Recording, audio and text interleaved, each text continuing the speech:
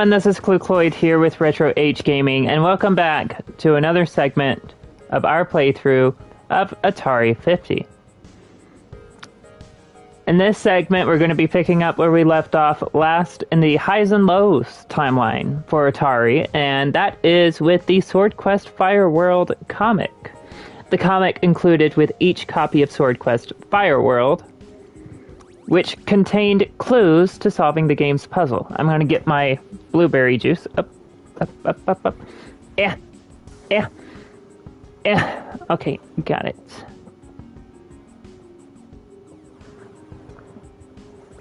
Let's just kick back and read the Fire World comic. So this is okay. We're seeing the entire art right there. DC Sword Quest 2 from Atari.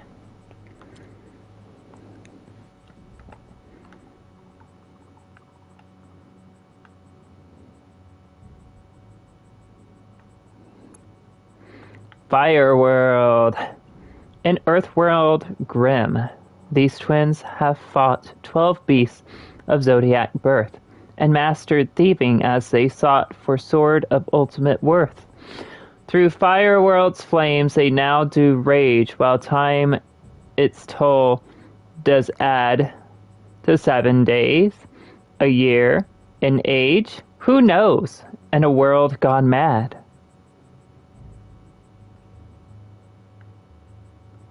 Sword Quest. One moment ago, the sword of ultimate sorcery, sought by the sibling adventurers Tor and Terra, and the underground kingdom called Earthworld, vanished downward in a sudden, blinding, withering blaze, leaving the two young and unwilling thieves holding mere metal copies of the sword and not the mystic blade itself. So naturally, brother and sister have plunged headlong after it. Okay, that's a brother. Our ghostly mentors challenged us to enter the second world that lies below to claim both the sword and our own destinies. Well, we've come this far, and by the gods, we won't stop now. As seen in our companion volume, Earthworld, sold with Game 1 of Sword Quest. Thus does one ending become a second beginning, and in his castle keep high above the malevolent wizard Conjuro smiles. Tor, you may think I'm mad under the circumstances, but a chill just ran down my spine, as if somehow we were being watched. It has a smile without humor, a smile like the grin of death.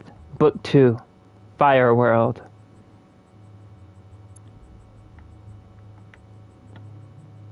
Yet a smile that swiftly fades when... Well, Conjuro? Have you located those two thieving whelps yet? Of course, my lord Tyrannus. The powers of Conjuro are not long mocked by anyone. If that wry comment was meant for your king, wizard, best keep a civil tongue in your head. Where are they? Has your demon dispatched them yet? Alas, they are beyond the reach of my powers, for the moment at least. In the place called Fireworld, which lies far beneath our very feet. And is it as you said? Are they indeed the gold-haired ones who, 'twas prophesied, will claim my very throne with a sword shining brightly as summer's sun? As you claimed their parents' lives, I, my king. But how can they have eluded me all these years, so that I thought them dead from infancy? After you slew their father, their mother leaped to her watery death holding 2 swallowed jars. Not her newborn twins, as we then imagined. I have pierced the future's veil just enough to learn that, and a bit more. For when they stole near my tower, this night intent on robbing me, their thoughts of vengeance were strong. So strong that they hovered wraith-like in the air, long enough for my spell to gather and read them like so many tea leaves. They were thinking of their warrior father's death at your hands, and of their own orphaning when their mother sacrificed herself for them, as well as of what happened in the months and years which followed. Young Tor grows straight and tall, eh? No taller than Terra, husband. They're twins, after all. May we go out and play now, Felicia? Yeah, bye, Felicia. We won't go play. Ah, if only you could, child. But no one dares walk abroad in the shadow of Darkspire Castle after the night bell has sounded, and... Listen! It tolls and all must obey the curfew. This night as every night for 5 years now. We know full well why freeman and slave alike were forced to hide their fearful heads indoors from dusk to dawn, do we not, Tyrannus? To forestall possible rebellion against your rule. You bade me unleash 2 sword-wielding nether demons each day as the sun died burning in the west. Demons who could not be perceived by human eye, yet who appeared to the cringing populace as a sinister mist which snaked its way through street and alleyway of the city below, bringing a hideous death to all who could not reach home and hearth in time. While within one of those hovels, if only we dared reveal their true selves, Felicia, instead of hiding their golden locks beneath that crude, dark dye, the people might rise against Tyrannus and bring him down. They're but children, Garth, not warriors like their sire. Would you seal their death warrants? And so unknowing you have reigned for nigh a score of years, thinking yourself safe from the prophecy revealed to me in a magical trance. How often you must have passed close by those 2 dark-haired brats as they grew up, riding like a helmeted deity among your quivering subjects, considering them beneath your royal notice.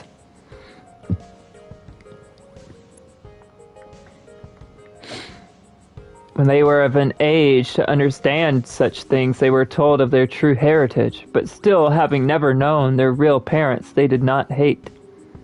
They merely worked at the homely tasks their pseudo-parents set forth for them, till one day quite recently. Tor? I heard it. My sister cries from the street below. It sounded like... Look! It can't be! If I were a normal mortal, like King, I might almost sympathize with the 2 wide-eyed striplings as they gazed out the window. To see those they had called mother and father for so long lying lifeless in the dirt of the street, and over their bodies the armored form of Malaval, your captain of guards, the man who had presided over the slaying of their true parents so many years before.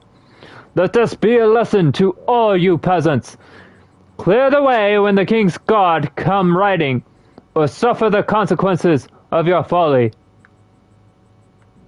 How horrified and speechless they must have been for an eternal moment, torn between what they saw and desired to do, and the years of admonition from their foster parents to keep it hidden and give no offense to the king of his men. Them were the habits of obedience that neither boy nor girl lifted a hand against Malaval at that moment, but merely embraced the poor dead figures as if hoping to breathe precious life back into them.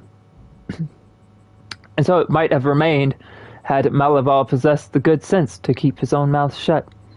Oh, father, father! Mother. But of course he did not. You too! Be sure these carcasses are buried at once, for I'll be riding back through here in a little while. I wouldn't want my valuable new steed to stumble over such peasant carrion. What in the name of all the gods? Who threw that stone on the whole city till I find... I threw it, you lapdog, to a murderous tyrant. No, it was I. Terra, no. You'll just get yourself killed, like they were. Do you think I care while the man who slew Garth and Felicia lives? Consider the irony, my king. If not for this petty incident, the disguised twins might have lived all their lives without striking a blow in vengeance. But now, with a hasty blowing of his shrill whistle, if it's death you court, whelps, then death shall you both have. Malaval made that impossible. Strike, men! This blow at my honor must be punished. They're mere striplings, Captain. We'll gut them without much trouble. Ready, Terra? Ready, dear brother. The peasant, called Garth, however, had been a wandering acrobat in his youth, as well as a master thief. And he had taught both his foster children well. Too well, in fact, for the unfortunate Malaval, who broke his neck next moment when the boy tripped his charger. Okay, wait. So, their father was a master acrobat, and so they learned all these moves from their father to avoid being killed, yet their father couldn't avoid being killed? Okay. Fugitives now, the pair became thieves, and thus came to pass where we now behold them, my king. The flames they plunged through do not seem to harm them. I must talk with them, Conjuro. As you wish, Royal Tyrannus, speak, and they shall instantly hear. Heed my words, ye poor offspring of my most faithful warrior, my most beloved friend, Tar. Sister! That voice, it seems to come from everywhere! Yet from inside my own brain. I hear it too. And from the words it speaks, there's only one man it can be. Aye, children, I am Tyrannus, and I speak to you as a friend, who has seen the folly of his ways. Conjuro says that if you willingly surrender your own wills to his, he can draw you back from the inferno into which you have rashly hurled yourselves. Do so, I pray you, for your own sakes. Tyrannus! The man who slew our true father and hounded our mother to her death.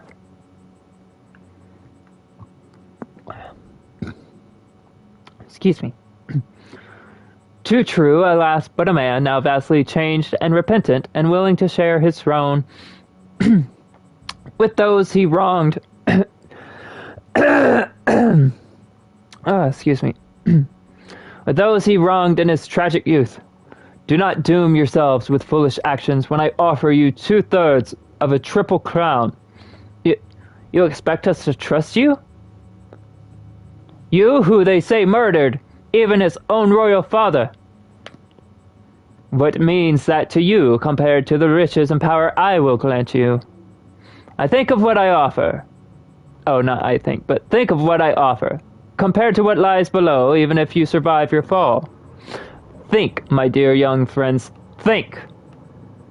And because they are only human, after all, Terra and Tor do indeed think, and they remember this night's strange doings. The adventure in Conjuro's lonely tower,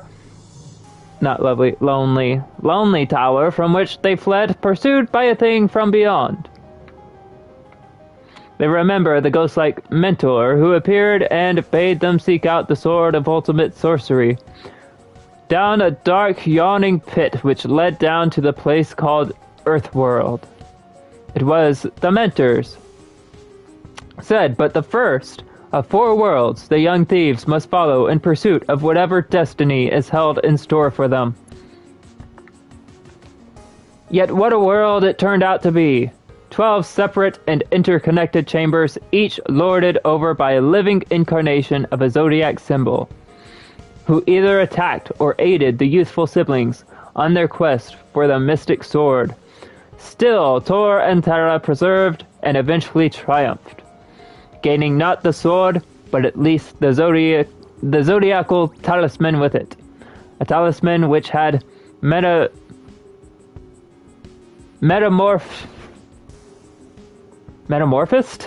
in turn into twin swords for twin adventurers. Such are Tor's and Terra's thoughts as, well, my young friends, have you considered my generous offer? Aye, Tyrannus, and we hurl it back in your teeth. We'll make no deals with the slayers of all those who loved us. For once, brother, you're no more impetuous than I'd be. So be it. But know you that my demons shall dog your trail while you seek the sword of ultimate sorcery, and even if you find it, it will eventually wind up in my royal hands where it belongs. My lord king. My spell fades as they pass further into the world below, and they can no longer hear you. Curse those infernal meddlers, Mentor and Mentara, my former counselors! It was they who forged that magical sword, and now it over your head, my king. Give up not so easily. The way before the young thieves is long and hard, and they may yet falter and fail and die. If they don't, Conjuro, I depend upon you to find still another way to reach and destroy them. For if I fall before them and the sword, so shall you. As no longer within even sorceress earshot of the usurper of Darkspire. By the gods, the flames don't really burn us, even slow or fall, but it seems we've been descending forever. It's no mere land of flame we enter, Tor, but of wizardry and wonder.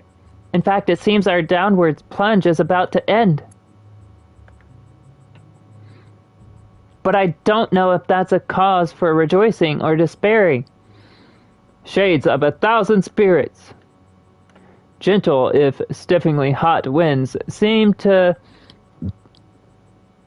buoy the startled pair to a feather-soft landing. Okay. In the scarlet world called Fire World, and never was a place more aptly named. Volcanoes, blazing geysers, rivers of lava as far as the eye can see. We'll pass out from this terrible heat, unless we find a cooler spot, and quickly. We'd better talk this over and figure out which direction we should... No time for that! This way lies as open as any. Come on! Wait, that path looks even worse to... Will you quit arguing and follow me? I will not. You're constantly ordering me around, and I'm sick and tired of it. Do you hear me? I don't claim to know which way is safer or cooler or whatever, but I'm going this way, and you can decide if you want to follow me for a change. To blazes with you, then. I'll go my own way.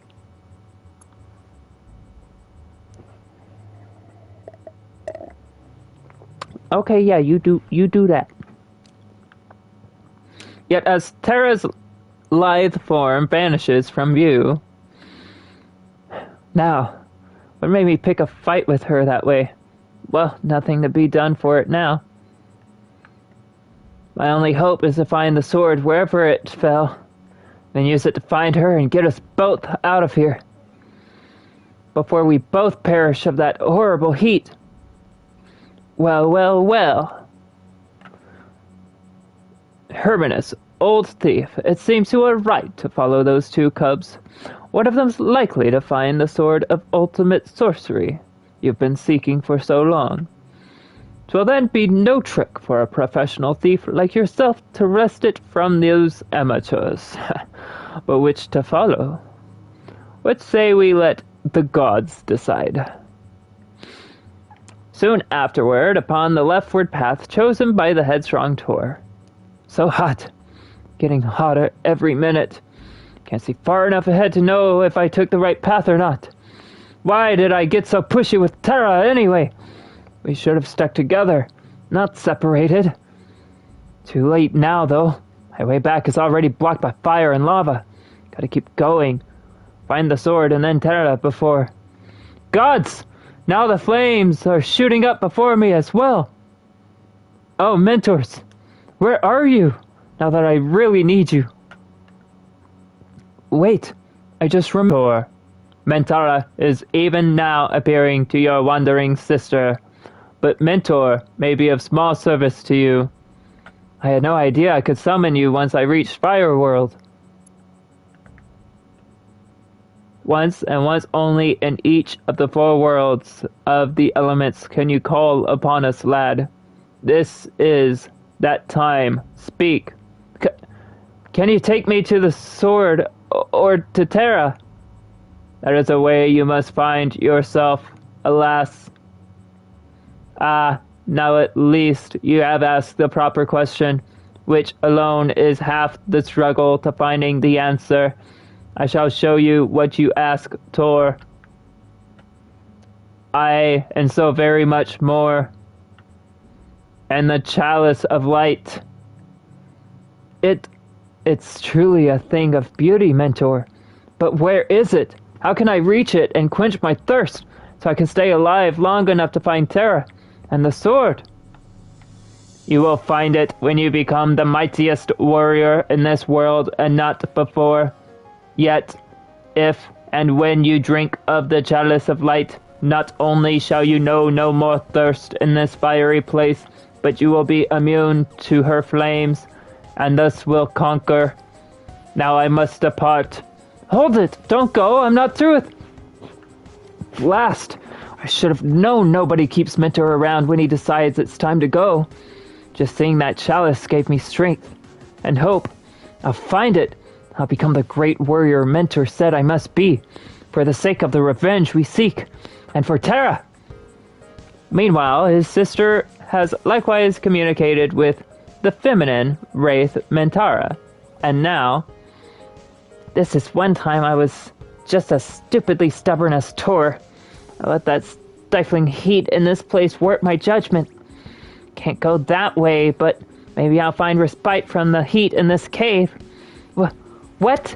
It's not really a cave at all. Oh, it's a carnival? What? Oh. It's a treasure chamber! Even Conjuro Sea Keep didn't possess so much gold, so many sparkling jewels. Still, they won't get me the chalice Mentara told me about. I've got to become a warrior if I want to quench my thirst, let alone triumph. Hello. Hi, Max Power. How are you today? This sword, so much lovelier than the one I gained above. And this armor? Perhaps it's time I looked no more like a starveling thief? I swear it's like they're coming up with words here. And more like the daughter of the greatest warrior of the outer world. No, not just his daughter, but a warrior in my own right. Oh, I accidentally hit the wrong button. Hang on. Where? I was over here. Yes.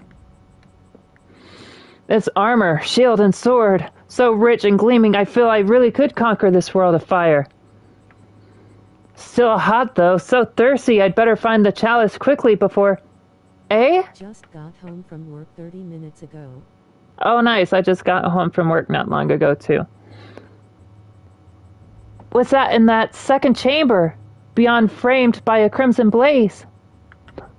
It's a unicorn? Ooh. It is. It's a unicorn carved of gold like my armor. Something draws me toward it. I can't resist. And why should I want to? By the gods. It's alive! Next moment it seems as if treasure chamber, profusely scattered wealth, aye, even Fire World itself have all but vanished from Terra's fevered sight. As the glistening metallic stallion bucks and heaves as if to hurl its human rider to a fiery death 1,000,000 miles below and away, and Terra hangs on for life, for vengeance, and perhaps most of all for the sake of her brother Tor.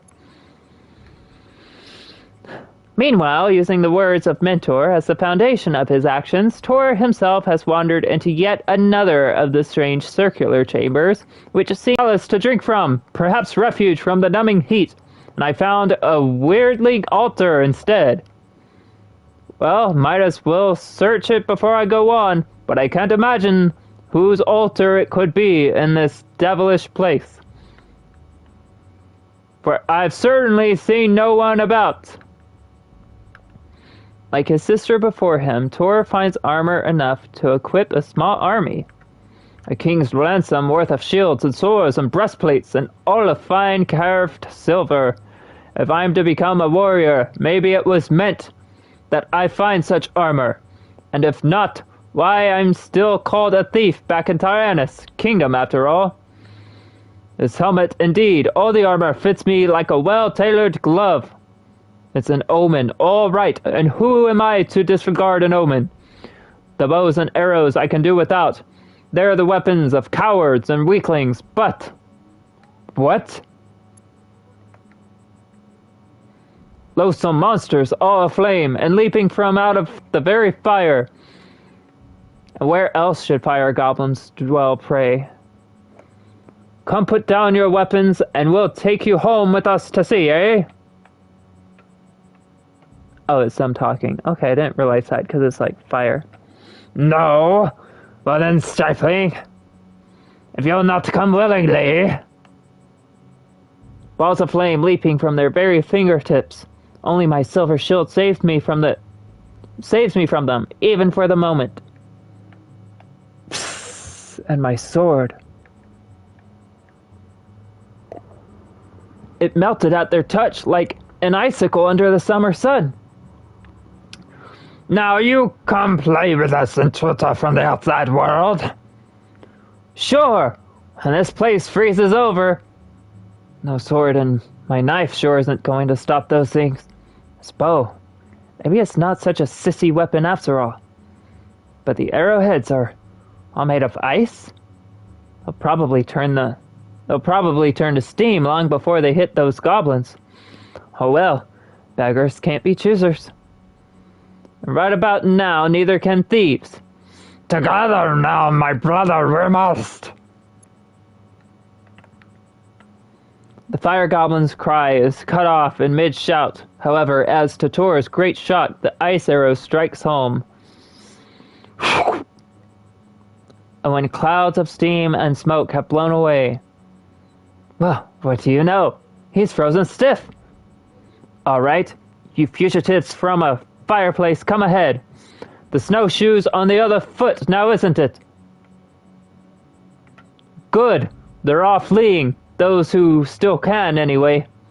I didn't care much for icing you down, old buddy, but you ought to be more hospitable to strangers. You'll probably melt back to normal in a little while. I won't be here to see it. I will say this, though. Even when your mouth's as dry as the desert, victory still tastes sweet. Elsewhere, a youthful figure with armor to match her golden tresses sits astride a galloping unicorn with mane like fire. Well, at least it stopped trying to toss me into the lava. Thank Helios for small favors. It even responds to my commands already and... Wait! What's that? Is it just that overwhelming heat getting to me? Baking me inside this armor? Or is that a man lying there upon that bier in the middle of this lake of lava? Aye, that it is, unless the heat's dripping me balmy. Balmy?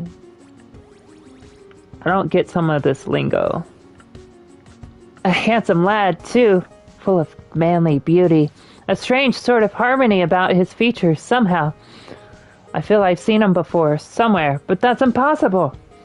I don't know quite why, but I can't resist kissing him.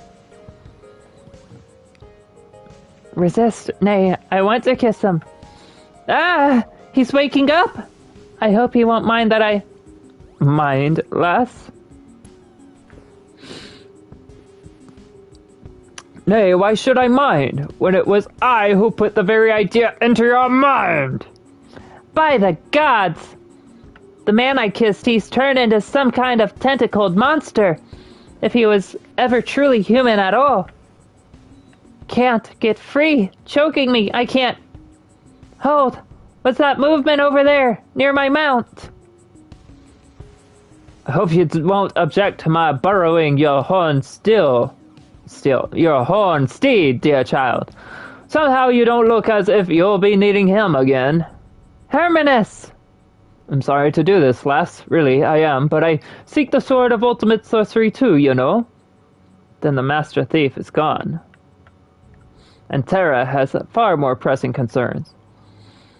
Here's where I find out in this fancy sword I traded my old one for is good for anything besides show. Apparently not. The octopoid's strength, my own's like a child's beside it.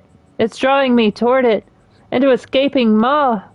My shield, it's my only chance. I did it! Its huge jaws crushed the shield, shattered it, but the jagged edges are hurting its soft insides. It's scuttling back into the molten lava, where it must live. If its pain hadn't distracted it, it would have taken me with it. The monster must have read my mind somehow, used an image of manly beauty buried there to lure me. Well, I survived its attack, just barely, but I lost my unicorn, my weapons, everything. Still so hot, and wearier than ever, but I can't go on without a sword. Must go back to the Chamber of Splendor from my old one. And if it isn't there, I'm in deep trouble. As on another of the myriad rock bridges which form the sole roadways of Fireworld. So, I thought you two fire goblins had all gone skittering back into the lava pool. Too scared even for that, huh? Well, you're going to wish you'd taken a swan dive into the lava when this ice arrow turns you both into so much ugly sculpture. Please, don't hurt us, master. We just wanted to protect our land. Please. Oh, thank you, master. Oh, don't get me maudlin. Now, don't get maudlin on me, or I'm liable to change my mind. Get away from there. You want to set my boots on fire? Don't know why I showed you guys any mercy, unless it's because I'm not used to winning fights. If you really want to show me some gratitude, you can point me to my sister Tara, or the Chalice of Light, or just a plain drink of... Water! Maybe you guys are my good luck charm after all, and... where'd they go? Oh well, live and let live, I always say. Oh, by the gods, this feels good and cool. It's not the Chalice of Light, but it'll do. Just talk to yourself in this way, boy. You! I know you. You're that thief called Hermanus. You tried to get my sister and me killed back in Earthworld. Get down off that fancy horse and I'll... I've really no time, boy. After all, in case you didn't know, I've been seeking the sword of ultimate sorcery a lot longer than you two have. And though I'll admit, I wouldn't mind quenching my considerable thirst at that fountain.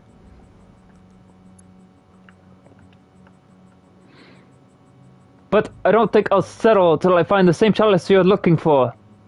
Wait, how'd you latch onto a unicorn that flies?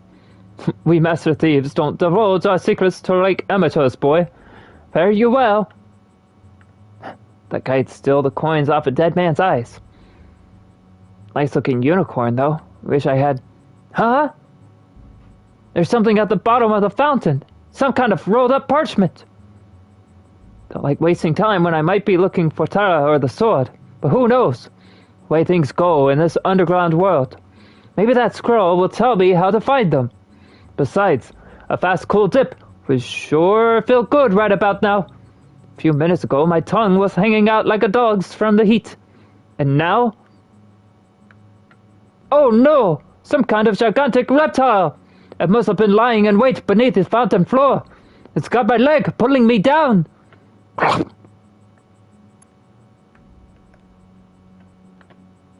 In the meantime, Tor's gold-haired twin has retrieved a second outfitting from the Chamber of Splendor, and Things should go a bit more smoothly from here on.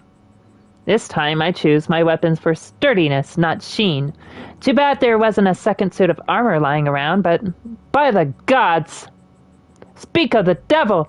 There's a full suit of armor hanging on that blazing tree, and it looks as if it would fit me perfectly. Maybe I could just... No! What in the name of this terrible heat am I thinking of? Now, I get it. This place just throws one temptation after another at you, like the sleeping prince before, and now this, taking images from my mind and using them to disarm me.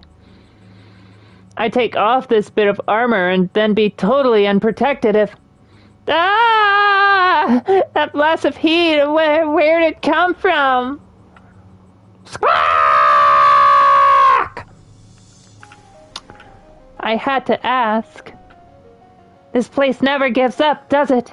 Unicorns, hypnotic octopoids, and now this fire hawk! Well, at least this armor's protecting me better than the other did.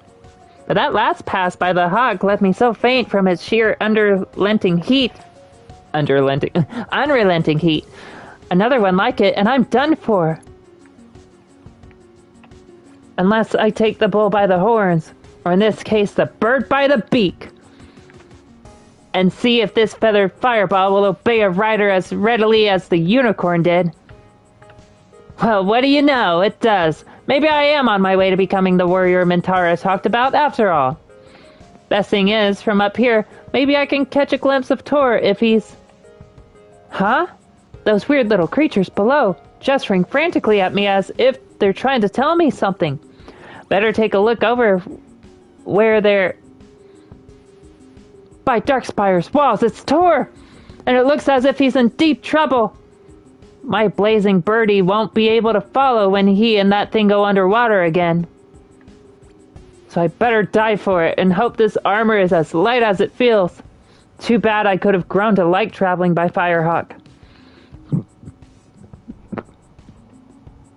Well, I was desperate for water and looks like I got my wish.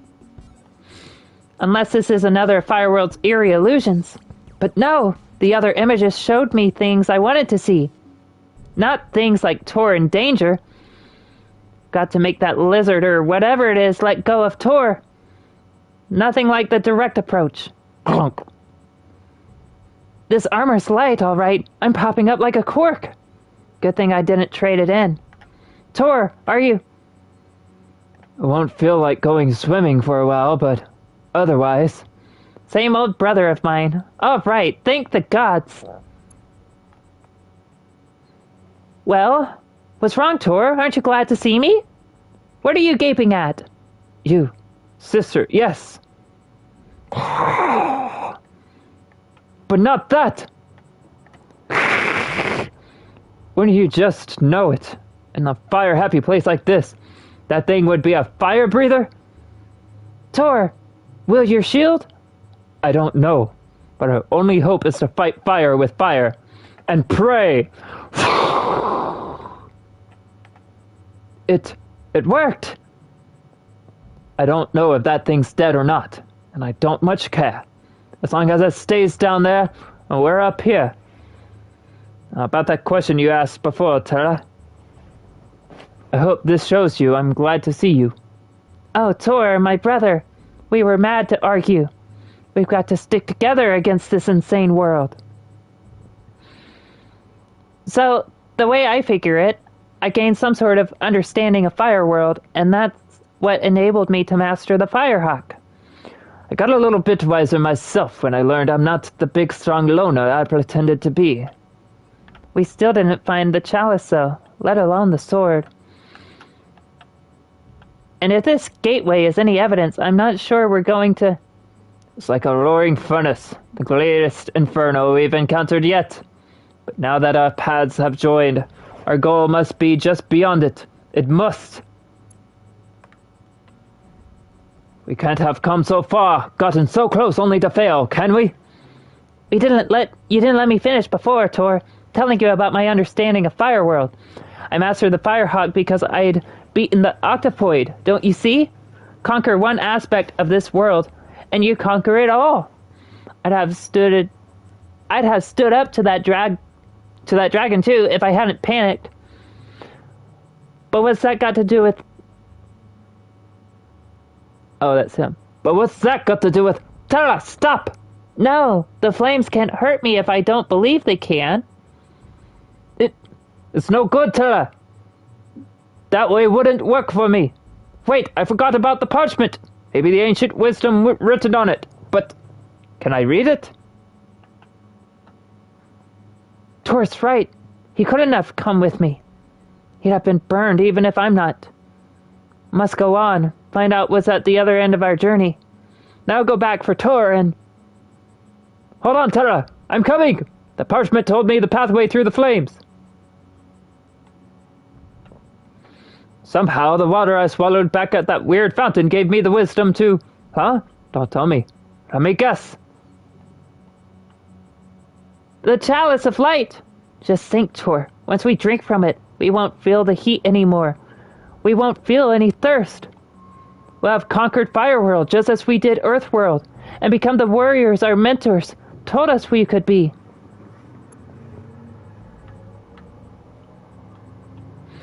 I'll drink to that. A nice long gulp of water. Yes, and all without slaying anybody to get to it too. As a matter of fact, so will I. Huh? Who? The chalice. It shattered into a million pieces. Then I'm betting it wasn't the real Chalice of Light at all. Ah, but you are a perceptive wench, aren't you? It's Hermanus! Aye, lad, and lass Hermanus, and drinking a jolly toast to the both of you. Fact is, I was quite thirsty, and since this true chalice never gets empty, I'm too waterlogged even to run from you.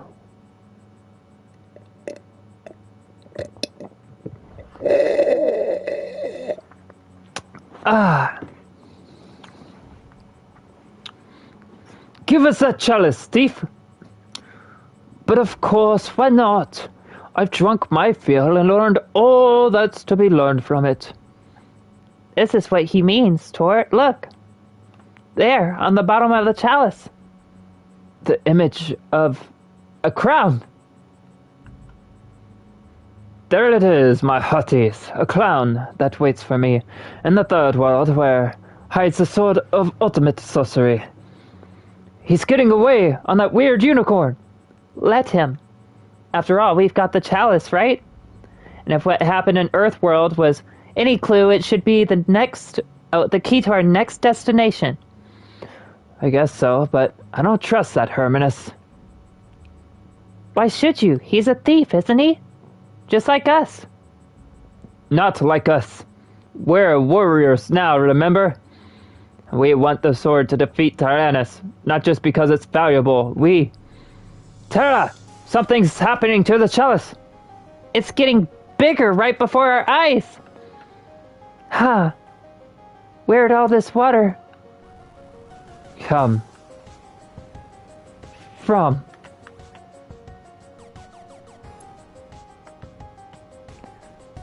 Tor! Now I understand! We're inside the chalice! The chalice itself was a gateway to the third world. But the sides of the chalice, they're fading, and there's no land anywhere in sight. Where is this third world with its crown and the sword of ultimate sorcery? Where? Don't you see, brother? If the first world was inside the earth, and the second was ringed in fire, then this world is all water. Of course, a world for each of the primal elements. And if we can't go back up, or even sideways, right? Then the only way to go is down. Well, Conjuro? You told me those whelps would... Oh, you told me those whelps would perish in Fireworld, but you were wrong. They live, Not for long, my lord king. My magic will follow them through all 4 worlds if need be, till they menace our cause no more. I assure you, the Gold Trust young thieves named Tor and Terra shall find their final doom in Waterworld. And Sword Quest Book 3 available soon. Did you miss Earthworld? Hustle down today to your favorite Atari cartridge dealer and get a Sword Quest number 1, Earthworld. Okay, that was, that's some cheesy stuff right there, I've got to say.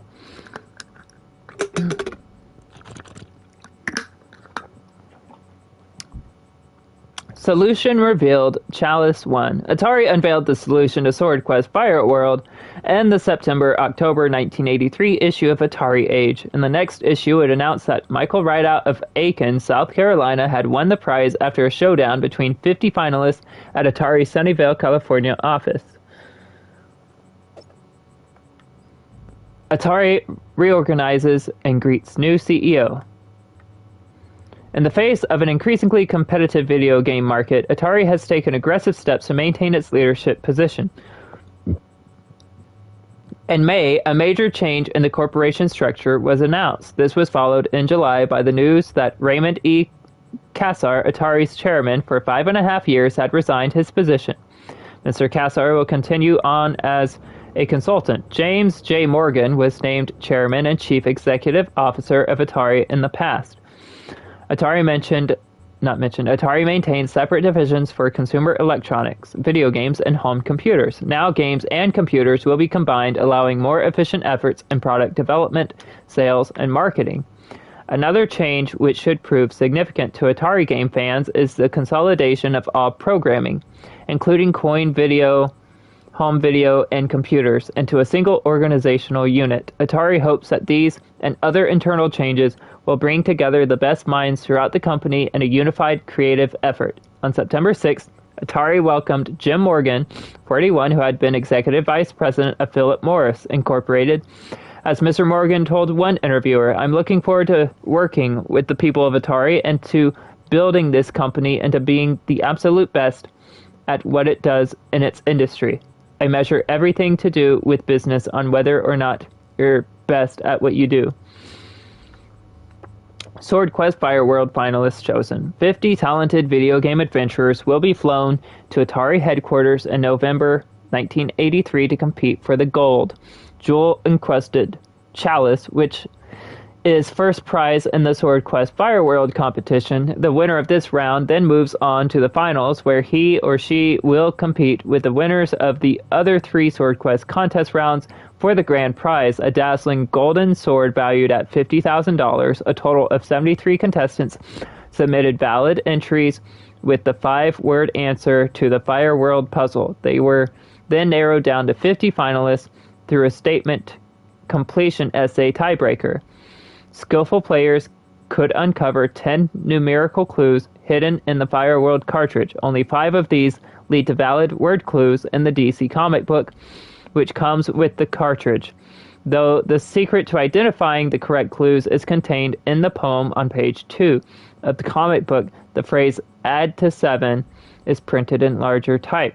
This is the determining factor. The digits in the valid numerical clues must add up to 7. These numbers indicate the pages in the comic book where the word clues will be found. With this knowledge, the 5-word answer emerges. Leads to Chalice. Power abounds.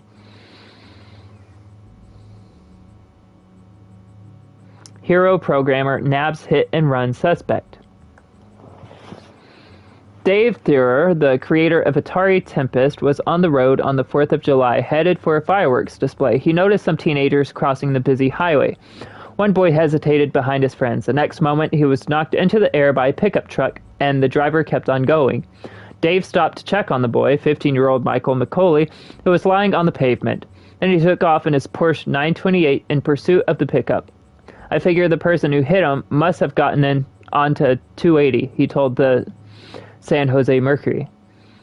Because there was no one up ahead on Foothill Expressway, Dave spotted a Datsun pickup and pulled up alongside, signaling the driver to stop. When the driver did not respond, Dave continued to follow him until finally the truck pulled into a parking lot.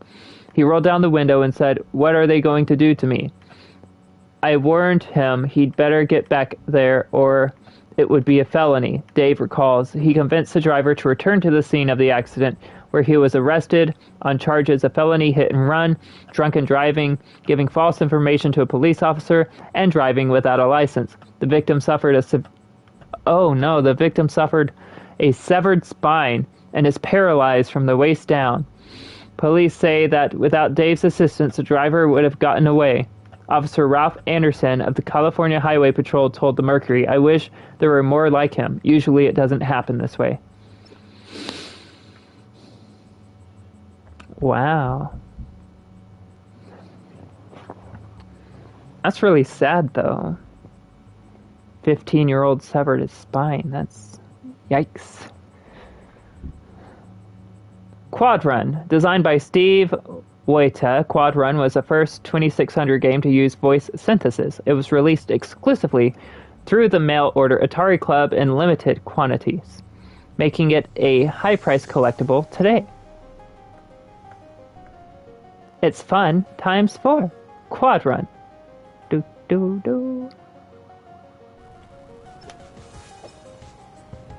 The first VCS game with synthesized speech, Quad Run, was released in 1983, just as the game industry was starting to crash.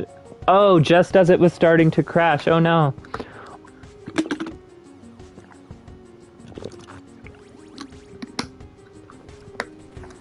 Only 10,000 cartridges were produced, and most were sold directly to members of the Atari Club via mail, making physical copies of this unusual action game, mixing elements of tower defense with a simple game of catch, a true rarity.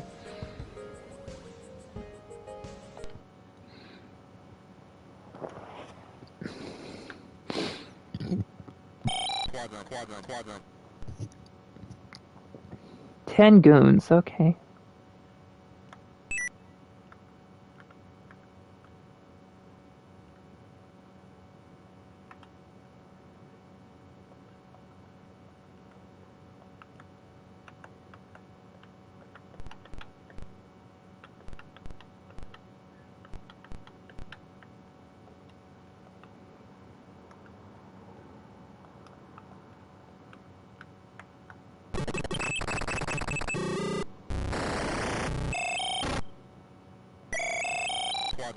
Quadrant. Okay, what's happening?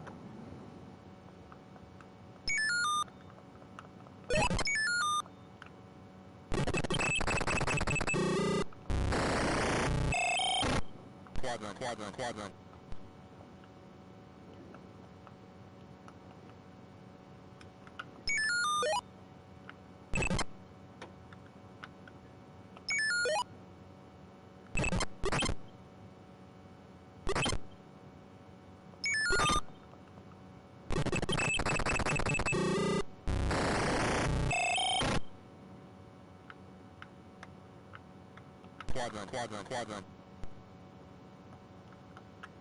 I have no idea what's going on.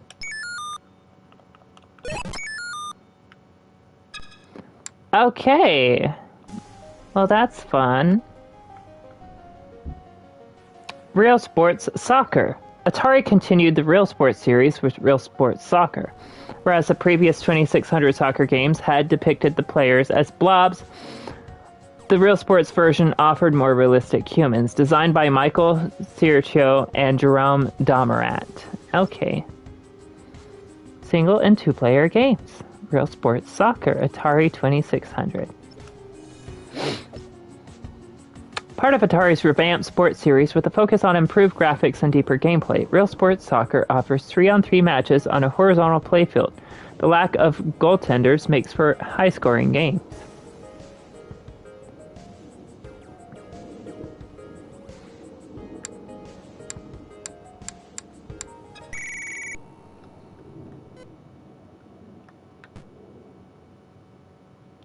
Pick up the dot! Get the dot! No!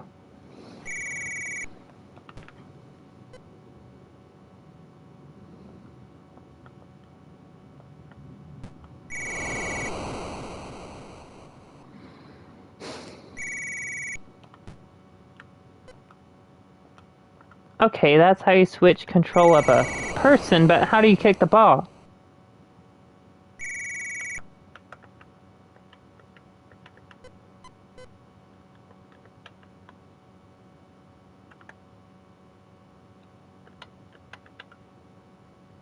Oh, it's over?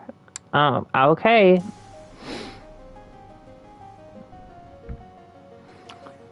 The 5200 Soccer original art. Original artwork from the cover of Soccer for the Atari 5200 console, which was quickly re-released as Real Sports Soccer. Art by Steve Hendricks. 5200 Real Sports Soccer original art. Original artwork used on the cover of Real Sports Soccer for the Atari 5200 by artist Chris Kenyon.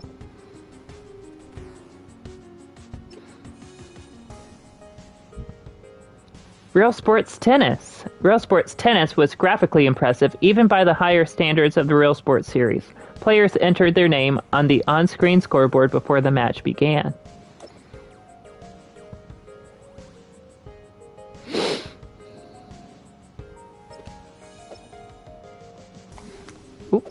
Real Sports Tennis represents the first 2600 game where the player must enter their name before play begins. The gameplay is admirably fast and the graphics are notably improved over other tennis games on the VCS.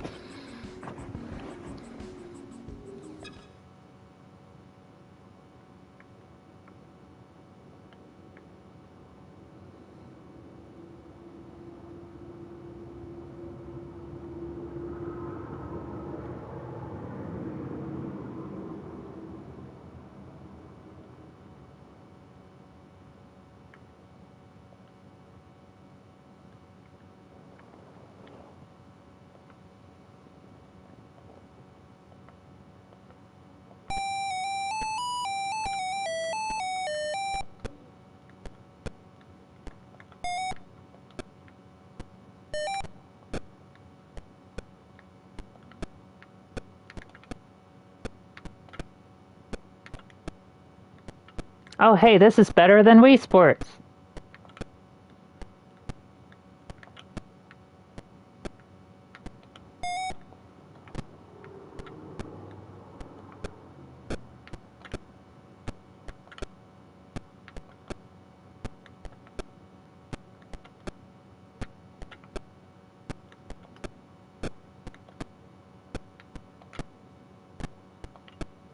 This actually isn't too bad.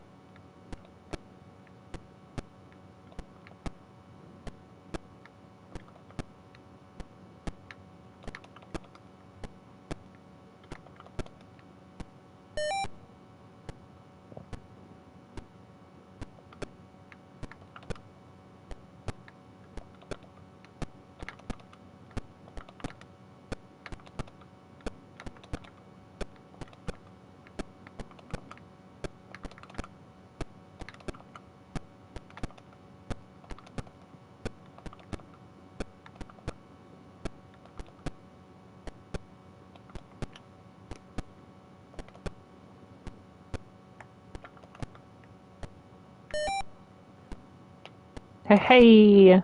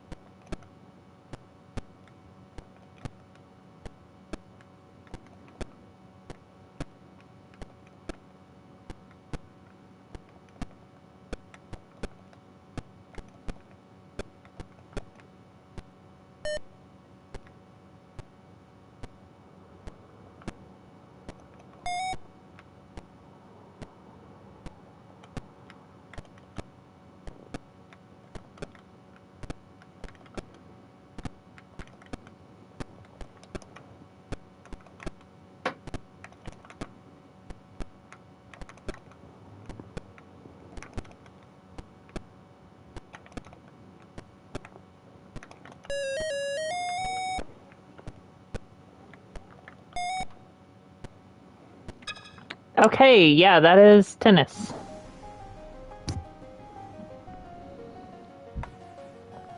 Original cover art. The original artwork that appeared on the Real Sports Tennis cover by artist Henry Hoff. Real Sports Basketball. Real Sports Basketball, developed in 1982 and 1983, would have been the sixth entry in the series but was never officially released. This prototype version is considered to be complete. Real Sports Basketball. Nice. Announced in the early 1980s, Real Sports Basketball was never officially released. For a more arcade-style game, fouls can be ignored by setting the left difficulty switch to the B position.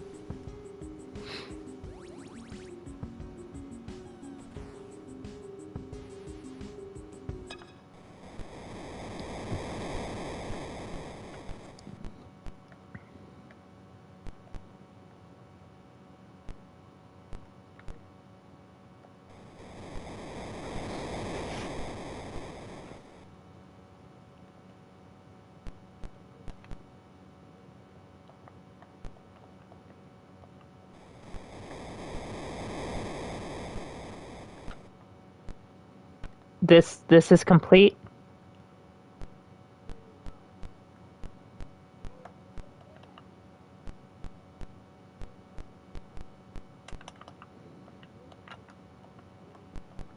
No!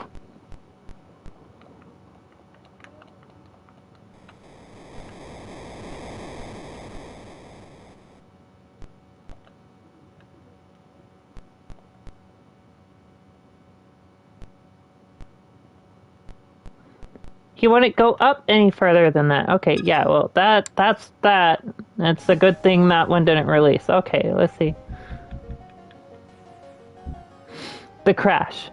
In 1983, the incredible momentum of the video game market in America came to a screeching halt. Sales plummeted, game makers lost millions of dollars, and many went out of business entirely.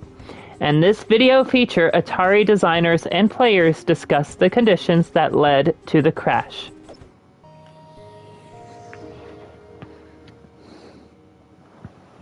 When you have a tragedy, and I do believe that the fall of the video game industry in the early 80s was a tragedy. It was a tragedy to many, many people. It changed a lot of lives. I think it's pretty obvious when it comes to the video game crash that Atari didn't have control over the quality. And it needed some sort of way to keep just anybody from writing cartridges for it. So many people saw this video game gold rush and they just, started dumping crap. I remember going into KB toy stores and just seeing, really bad box art and just really just terrible looking games. And that's when I started losing interest and the market became flooded just with garbage.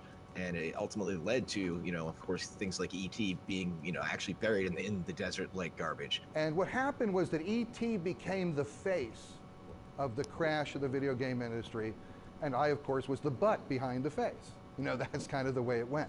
Greed and hubris, that's what undid Atari.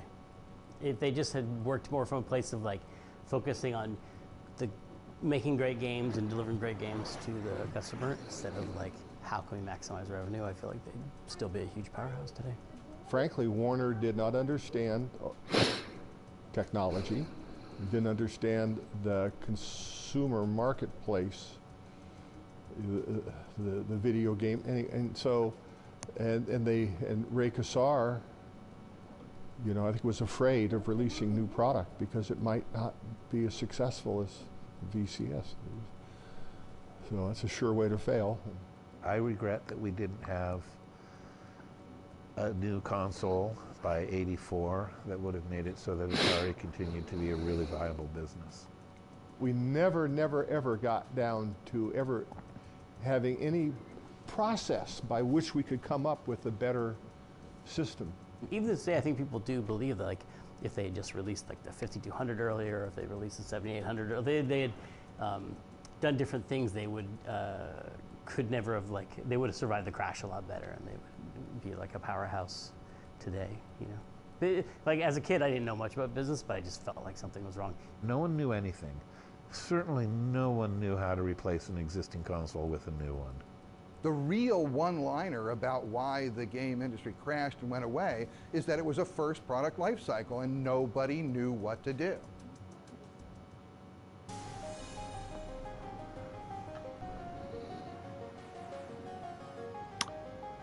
Well, there you have it. The Alamogordo burial?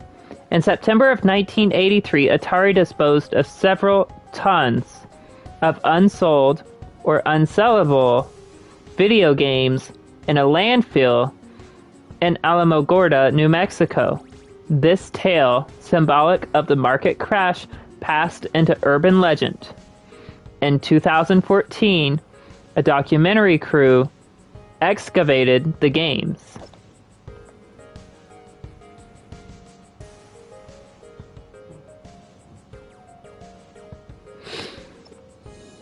Dang.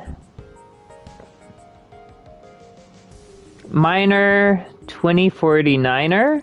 Miner 2049er, based on the Atari computer game by Bill Hogue that can be played elsewhere in this collection, was just one of hundreds of third-party Atari 2600 games that packed the shelves in 1983, although it was of higher quality than most. Miner 20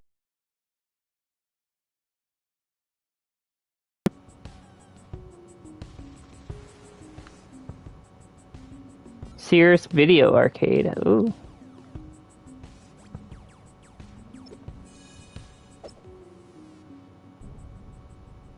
Miner 2049er follows the example of early platform games, but adds new gameplay mechanics like chutes and various obstacles. While the original Atari 800 version featured 10 levels, this 2600 port only offers interpretations of 3.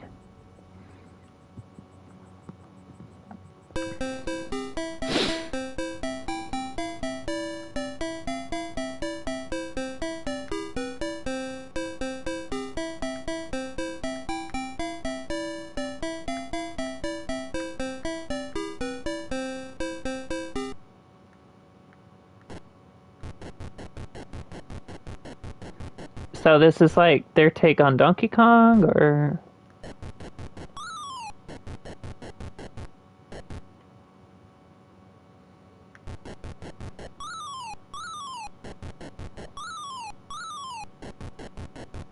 I don't get what's going on here. What is the goal? Am I supposed to get the coffee mug, or what?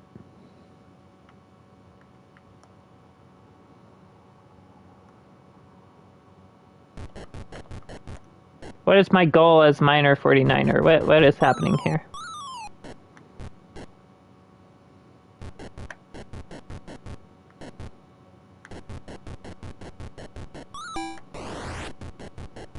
Okay, I get my coffee, and all of them turn into yellow people, and okay.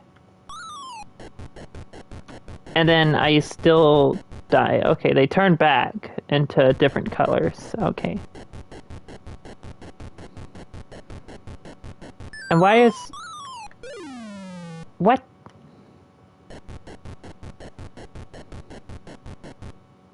I don't get what just happened.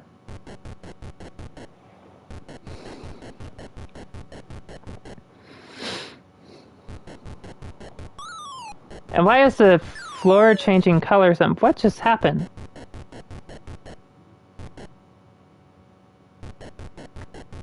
Wait. Some pictures in the burial pictures. There are 5. Oh, thank you. Let's go back and take a look at that then. I'm not... There are. Thank you. Oh. Oh, there are. Thank you for pointing that out.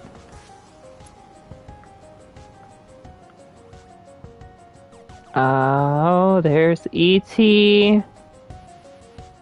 There's Centipede also.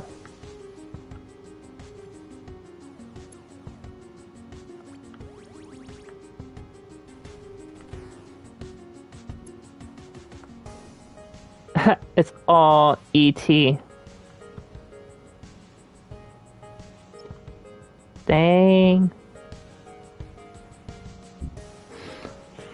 Saboteur. Atari 2600.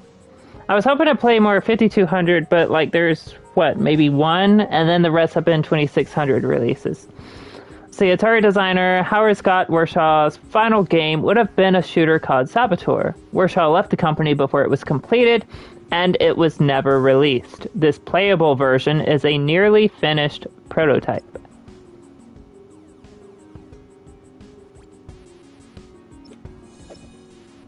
Yara's Revenge designer Howard Scott Warshaw created this multi-stage action game, only to see it shelved by Atari. Them for burying it. Oh yeah? Is it in this collection? If it is, I guess we have E.T. to look forward to. See, Yara's Revenge designer Howard Scott Warshaw created this multi-stage action game only to see it shelved by Atari before he finished it. A complete and polished version of the original game is presented here. So this is a complete version of the game, okay. Standard game. And the only reason why they say near finished prototype, I guess, is because it wasn't actually finished by him. They finished it for him.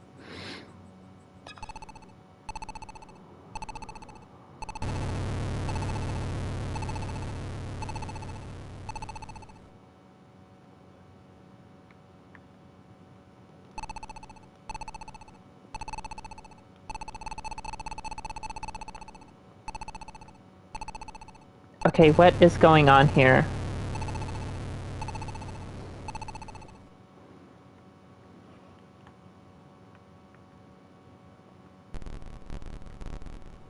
Save gore forms. What?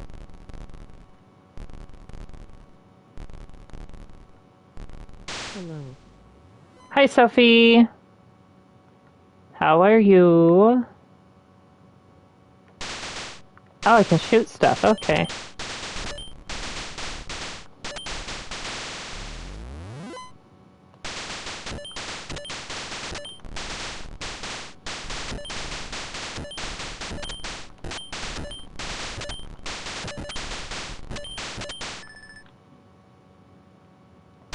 Hey.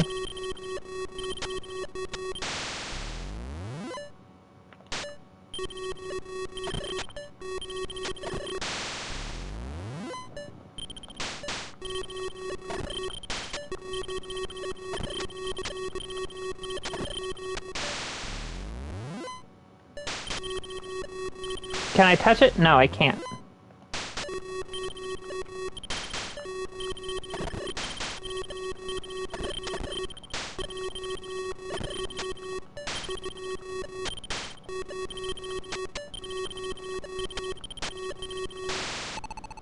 It got me!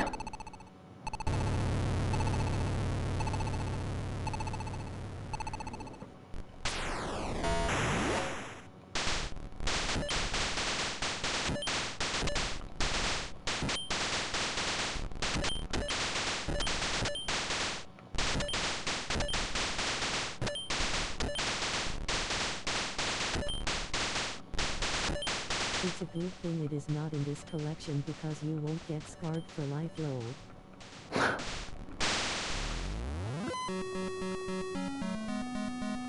Is it that bad?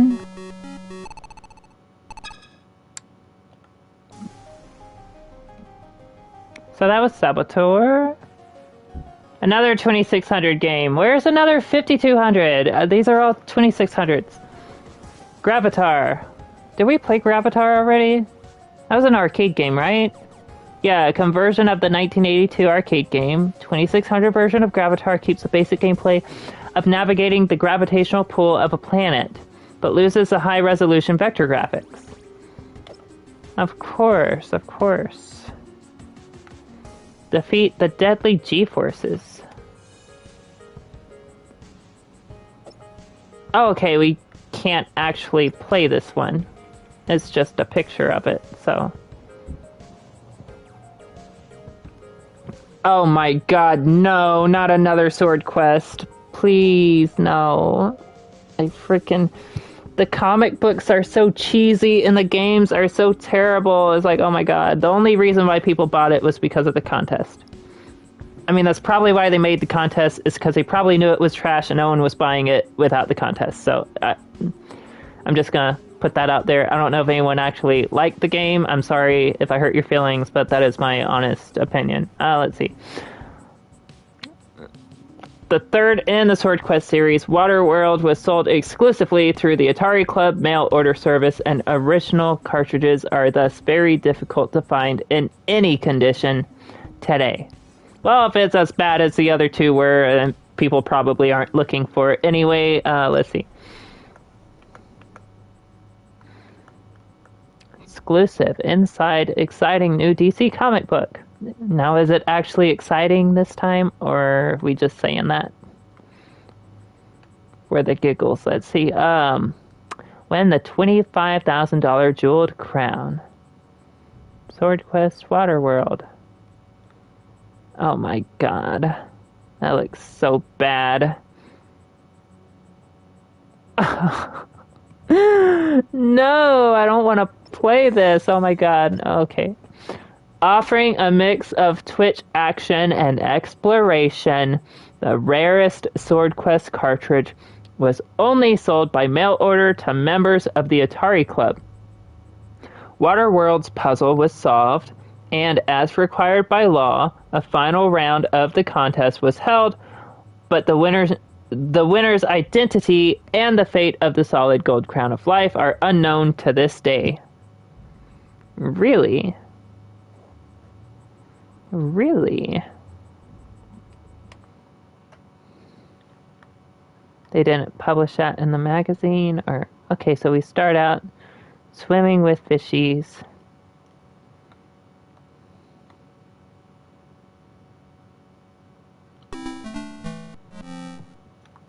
Okay, let me... Oh. Is there a way around?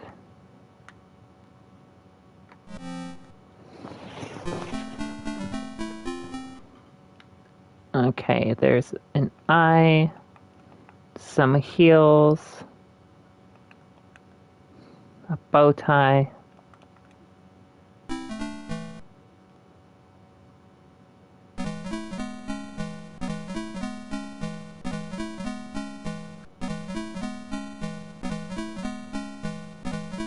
Okay, let me through! Jeez. Look up Angry Video Game Nerd at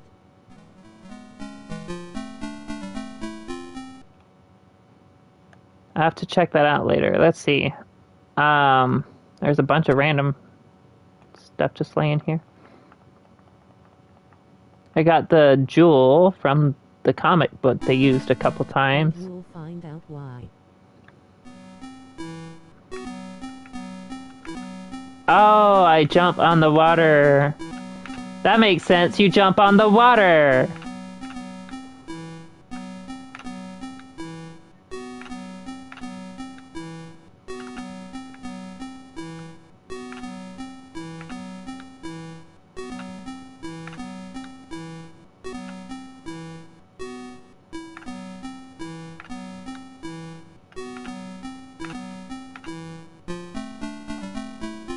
There's a pineapple! What?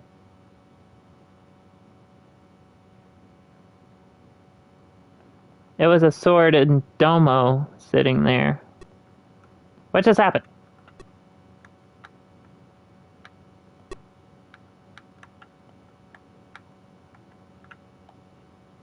What? What?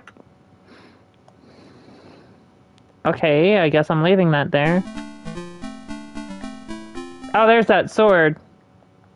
I was just looking at. What? Pineapple? I don't know what's going on. Okay, well that was fun. That was the least fun I had in my life. Okay, let's see. A prize fit for a king. The September-October 1983 issue of Atari Age magazine announced the availability of Waterworld. Dangling the promise of winning the solid gold crown, Atari canceled the Sword Quest competition following Waterworld's release.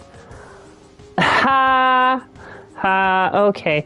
Although it is reported that it held a secret final round and awarded the crown to an anonymous winner.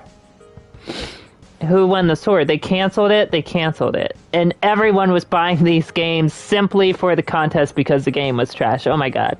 And then they cancel the contest. That is like every time I order expedited shipping on an item and then they tell me my package is delayed and then it ends up arriving 4 days later when I could have opted for the free 2-day shipping and they don't give me my money back and all they say is I'm sorry. It happens all the time. It's like exactly like that. Let's see. Win a prize. Fit for a king. Sword Quest Waterworld. 7 mysterious rooms, 16 magical objects, a special full-color comic book. These are the keys to unraveling the puzzling secret of Waterworld. For one talented game player, the solution will bring something more than personal satisfaction. He or she will win a spectacular golden crown glittering with diamonds, emeralds, and rubies, and valued at $25,000. Then it's on to the finals for a chance at the grand prize, the $50,000 Sword of Ultimate Sorcery. Sword Quest Waterworld challenges you to travel through a land of enchantment where secrets await around every corner, where sharks and octopi stand between you and the clues you need to solve a perplexing puzzle and claim a truly regal prize. Sword Quest Waterworld. Item code C86. Club member price $31.95. For complete Sword Quest rules, write to Atari customer service. Got it. So, did they release the fourth one? Tell me they didn't release the fourth one. If they canceled the contest, there's no point in releasing the fourth one. Sword Quest Waterworld comic. No! At least it's one image shorter than the other comic. Comic included with each copy of Sword Quest Waterworld. This was a final comic produced. Oh, thank God. Oh my God, they canceled the last game. Oh, thank you. Oh my God, okay. This was the final comic produced since Sword Quest Airworld was never completed on the Atari 2600. They realized by the third one just how dumb this idea was. Okay, let's see. Waterworld, Powers of Prime. Behold them, ye lovers of daring do, ye purveyors of hish, hush. Whatever it says. Adventure. Behold these gold-haired twins who but an instant ago plunged headlong into a gleaming mystic chalice whose finding had made warriors of them both. Behold them now carried down into the uncharted depths of a world under wave. I can't believe my eyes. It's just like the image we saw in the bottom of the chalice before we dived. Their names are Tor and Terra, and they have just accepted the third challenge of their Book 3, Waterworld. Okay, why did it cut off? It's third challenge of their what? Okay.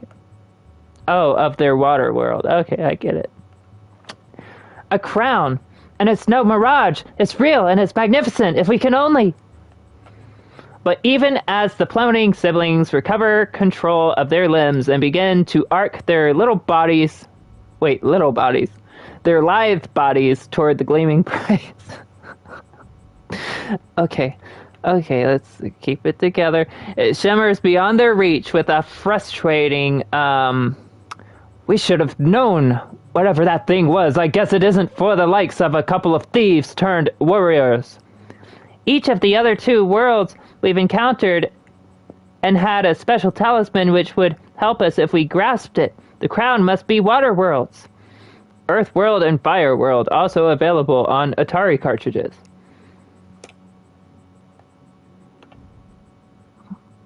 My limbs, they're about to burst. Huh? Now what's Terra gesturing at? It better be. Oh no! As if we didn't have enough trouble already.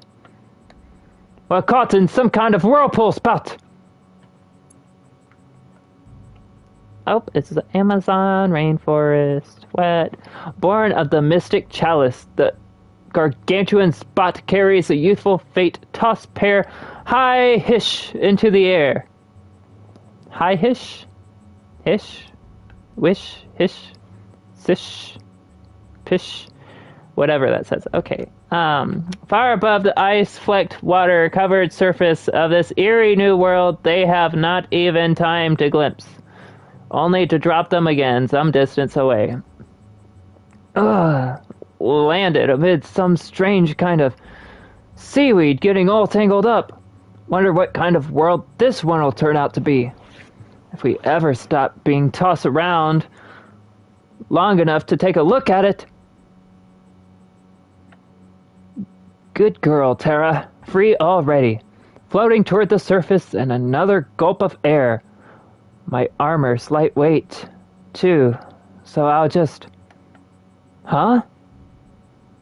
They're Holdens. They're Holdens me, like some sort of net. Oh, they're holding. They look like Holdens. This font, I swear. Terra! No use. She doesn't even see me.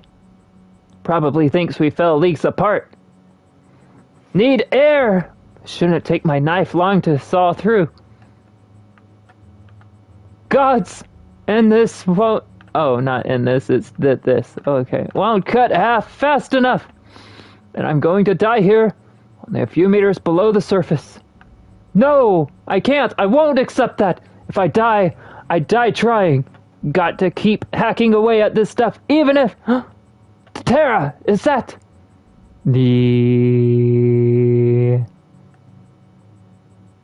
Oh, Terra died. That's her golden armor, and there's a skeleton inside. Hold it! It's nothing but a man's skeleton trapped by the seaweed and wearing some kind of fancy helmet. Don't know how he happened to be down here in Davy Jones' locker, as they call it. That's not how I would spell it, but okay. Those things that fit where his nostrils used to be might just be breathing apparatus. And since Master Bones here won't be using them anymore... What? I don't get what's going on here. Thank the gods, I was right first time today. First time today you were right. Okay. Never saw anything like this helmet before. Must have some way of filtering the seawater, turning it into air somehow. Well, all that matters is that now I've got plenty of time to cut my way out of these... Oh no. Some days it doesn't pay to get out of your own world. Oh, the controller battery's low. Hang on.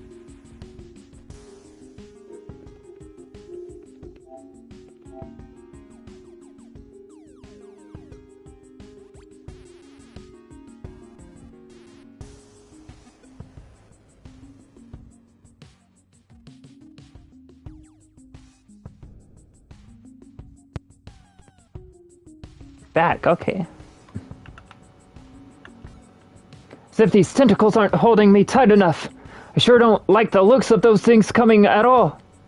Wait, not at all.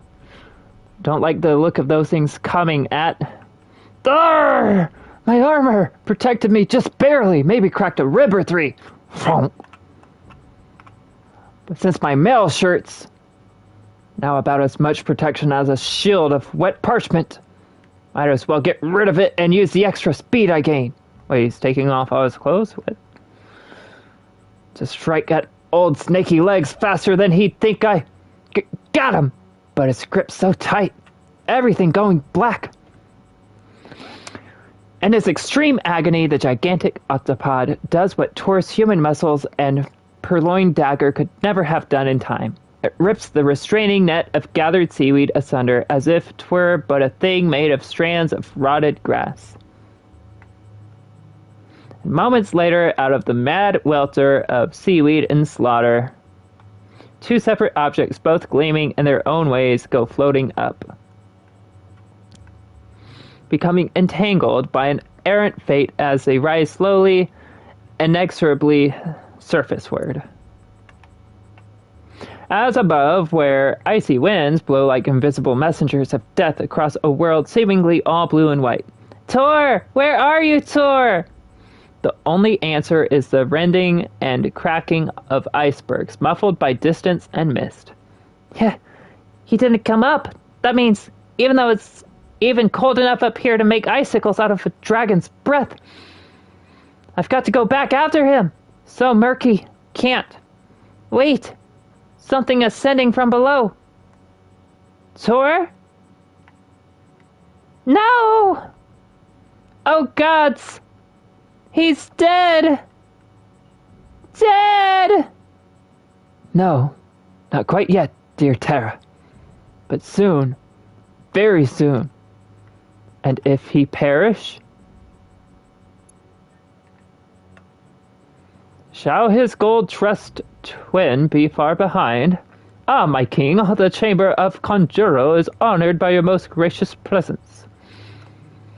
Even my magic cannot touch them directly from afar, O Tyrannus. Seek not to stall me with your honeyed words, wizard. Well, have you done as I commanded? Have you found a way to destroy those dangerous whelps ere they find the sword of ultimate sorcery which they seek? Or did I slay their noble parents years ago only to be overthrown by them one day as foretold in your own prophecy? I can lay the hand of forgetfulness upon them whilst they lie in their current weakened state. Forgetfulness? Will you make them forget that when first we learned of them, they were mere thieves in the shadow of my castle dark spire? And now they have become youthful warriors instead?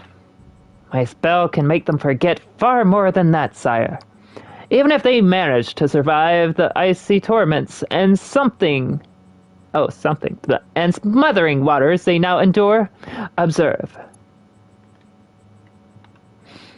I but stir mine enchanted cauldron with the wand of wonderment, and even if they live, their memories shall be hopelessly scrambled, their past an unknown void to themselves.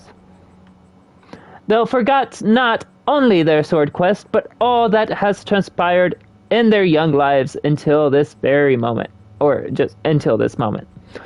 Observe, King Tyrannus, as the memories are washed away in the waters of oblivion. First, their twin-birth daughters of your mightiest warrior and his lady, as well as your rage, as well as your rage at learning of their very existence and fulfillment of the prophecy. They'll forget they ever learned how you had their father slain, or how their mother leaped to her death after giving you over secretly to the care of a master thief and his wife. They'll not remember they could call upon the mysterious figure's mentor and Mentara for advice as they did to guide them first through Earthworld. Or how recently they invaded my great tower, then fled into the first of 4 netherworlds in search of the sword shining brightly as summer sun, which they may obtain only by first winning certain other objects of power, provided, of course, that their archival Hermanus, the thief, does not get them first. And if the evil gods are with us, they will find their final doom in the sphere called Waterworld, then amid the scorching dangers of Fireworld. Oh, wait, that came first, probably. Okay.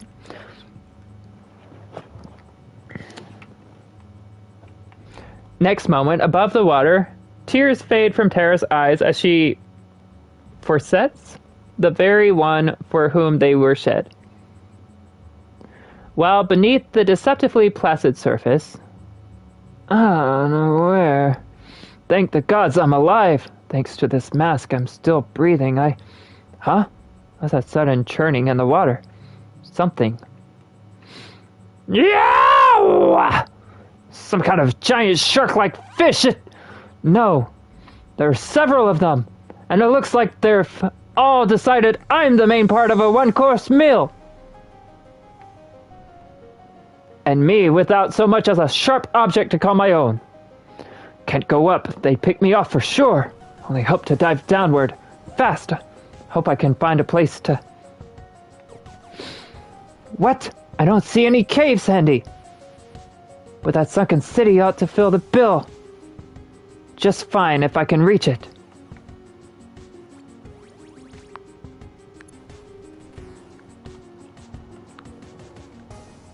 I did it!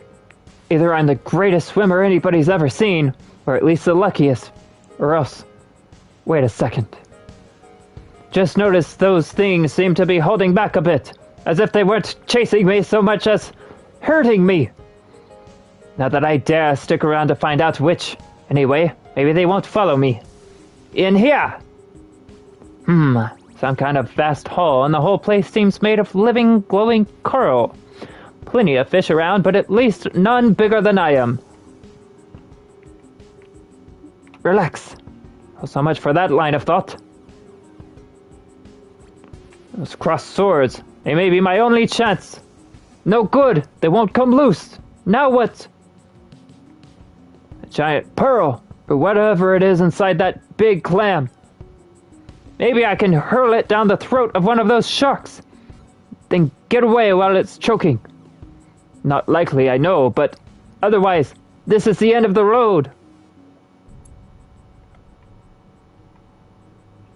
By the gods, they've stopped short. It's the pearl. It must be. Not merely the orb. Oh. Not merely the orb, my handsome young friend. Only partly. Huh? Shades of the spirit world. A girl, a green-haired girl inside that giant clam I took the orb from. And she's beautiful. Why, thank you, sir. My name is Aquana. What is yours?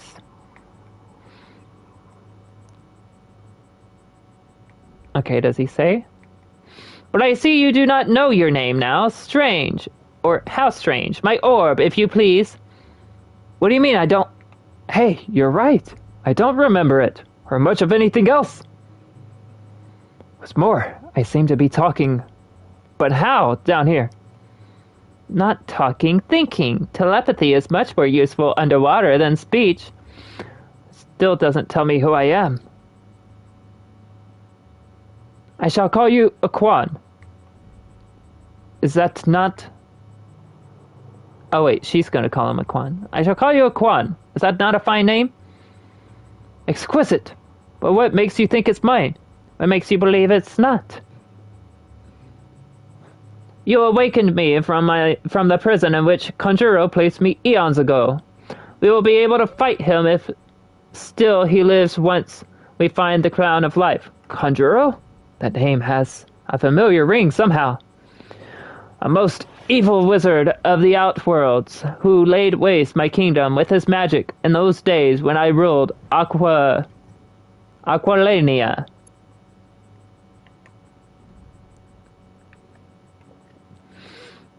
In its proper place. And that's a scepter, not a crown. First things must come first, Aquan. You keep calling me that. But, you keep calling me that. But what? Something's happening to me as I grasp it. So sharks, I can understand their thoughts now. And they mine. Of course, they respect the orb as a symbol of my power. But the scepter enables the holder to control them. This is all so weird. If only I knew. My helmet! You need it no longer, my prince. You're right. I don't. Just as all I need to share my newly regained throne is you.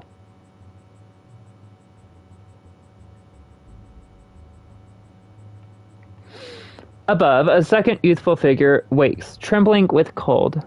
She knows not her name or how she came to be here. But for the moment, that matters little. As she suddenly feels the very sea buckle and roll and roil beneath her. What? Then come alive 1,000 tons of erupting sentiment mass. Nah! Yet even as she flounders amid thy ice brine, the behemoth and more of its huge kind pass her by as if she were no more than a piece of insignificant flotsam. They are fleeing something they fear, something they have reason to fear. Gods of my fathers. As a ship, a huge ship greater than any I've ever seen. A ship carved entirely of ice.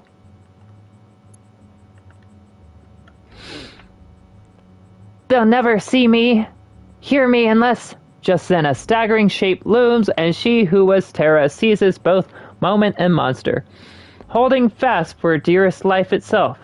If only someone on board sees me. Perhaps they see her, perhaps not, but they do see. That behemoth. Clunk.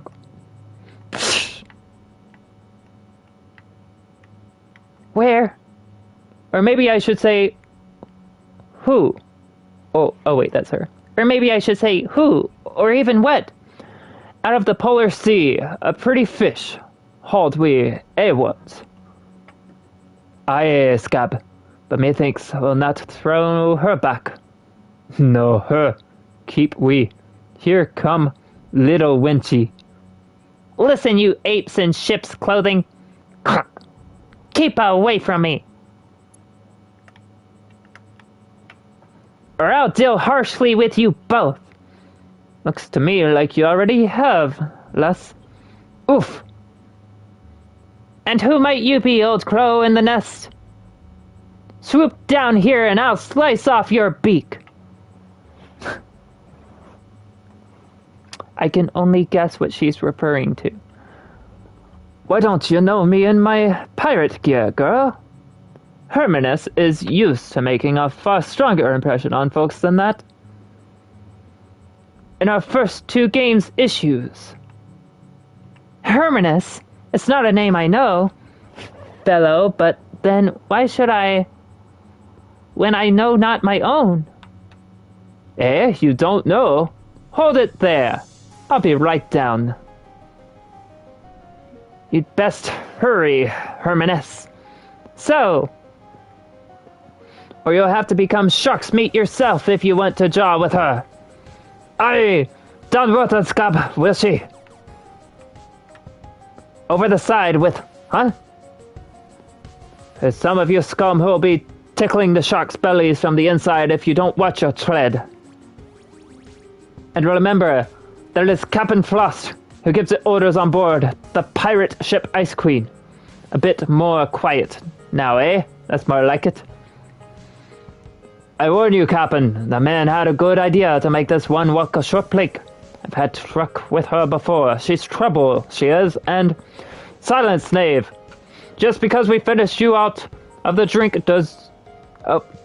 not long before her, don't seek to put on airs. We could toss you back again, just for your insolence. Now... Oh, wait, it's him. Okay. Now, who are you, girl? Do you claim to come from a world of fire, as Hermanus does? Alas, with neither home nor name, and handy with a blade to boot. I do not know where I came from, or who I am, I fear. Well, since you've no name of your own, I'll give you one. How you like you Donaire? Or Donhair? I like it much, Captain, since you gave it to me. Later. I guess stranger things have happened less than people who drop from the sky or ride the backs of the snow whales. 'Tis said, after all, this rise of ice was thrust upon... Wait, is it rise of ice? Arse? Ass of ice? Oz? Something of ice was thrust upon our world by a wizard named Conturo. Those above and below the waves are one people then, but now they do not even speak the same tongue. Now, slowly the ice is breaking up, but well now. You wear that gear like a corsair-born Don hair. My thanks, Captain. I wish I knew if I were of this world, either of your kind or of those you call the Aquilians. But you're not one of that scattered barbarous water-breathing race. I guess not yet. Why do you kill the snow whales and strip their bones bare? Because they were of the Aquilians, if ever they united against us. And I am determined it be an air-breather myself who will rule this watery world. All will obey me when I found the elusive crown of life I seek down here. And when I do, whoever you may truly be, I may just find myself in need of a queen with hair like the rising sun. Curse Captain Frost, yet without his ship I have frozen even before I drowned. How can I find the sword of ultimate sorcery upon this madlandless world? She who might lead me to it knows not her very name. Where's her trollish brother, I wonder? As Hermanus muses, the bones of the slaughtered snow whale are cast over the ship's side, to gleam phosphorescently amid darkling depths. And soon back in a subsea castle of coral and shell. You look lovely. With my memory gone, I'm not certain, Aquana, but isn't that the type of thing a man usually says to a woman? What matters is which of us is. Especially to one like you. What's wrong? The snow whales! Don't you hear their cry? I hear something piercing yet sad. That is the death song of the snow whales, the oldest allied race of Aquania, or Aquilania. One of their number has been basely slain by men who sail the seas above. Come, Conjuro foretold a war twixt Airbreather and our people the day he raised a magical wall of ice between us. And if his prophecy is coming true, 'twill be a war that will leave no one living above the all-conquering waves. Night still lies like a heavy shroud upon a world divided against itself. Captain? No, he's still asleep, exhausted from the day's labors and his crown quest. Yet I heard something. Best have a look. Hermanus! You! Ugh! Don Air, I was dreaming or pulled wrested from my arms by a skeletal figure that... Don Air, where?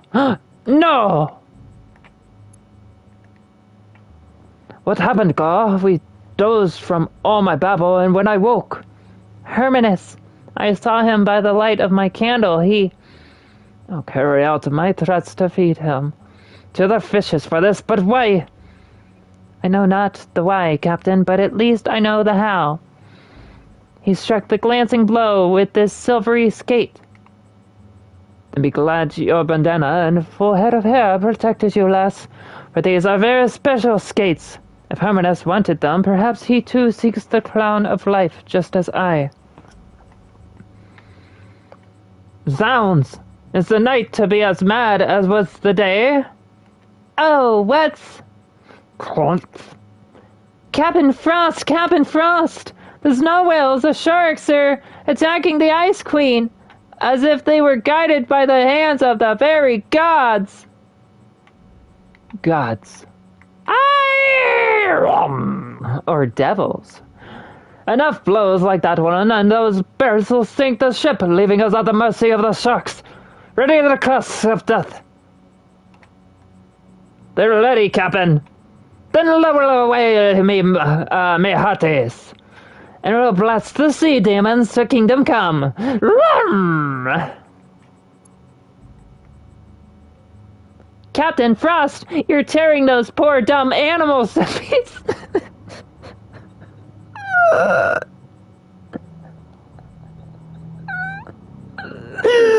Oh, I'm sorry. You're tearing the poor dumb animals to pieces. Okay, she sounds like she's acting like she cares, but at the same time she's calling them poor dumb animals. Okay. Okay. Must you lash out so bloodily against? Keep a civil tongue in your head, girl. I'm captain aboard this vessel. I love not killing for his own sake, but this is a war with a foe unseen, and I'll... Suddenly... Yes! A spout of boiling hot water shooting right through the hole. But when and all the seas could have. May the gods take pity upon us. There's your answer, boys.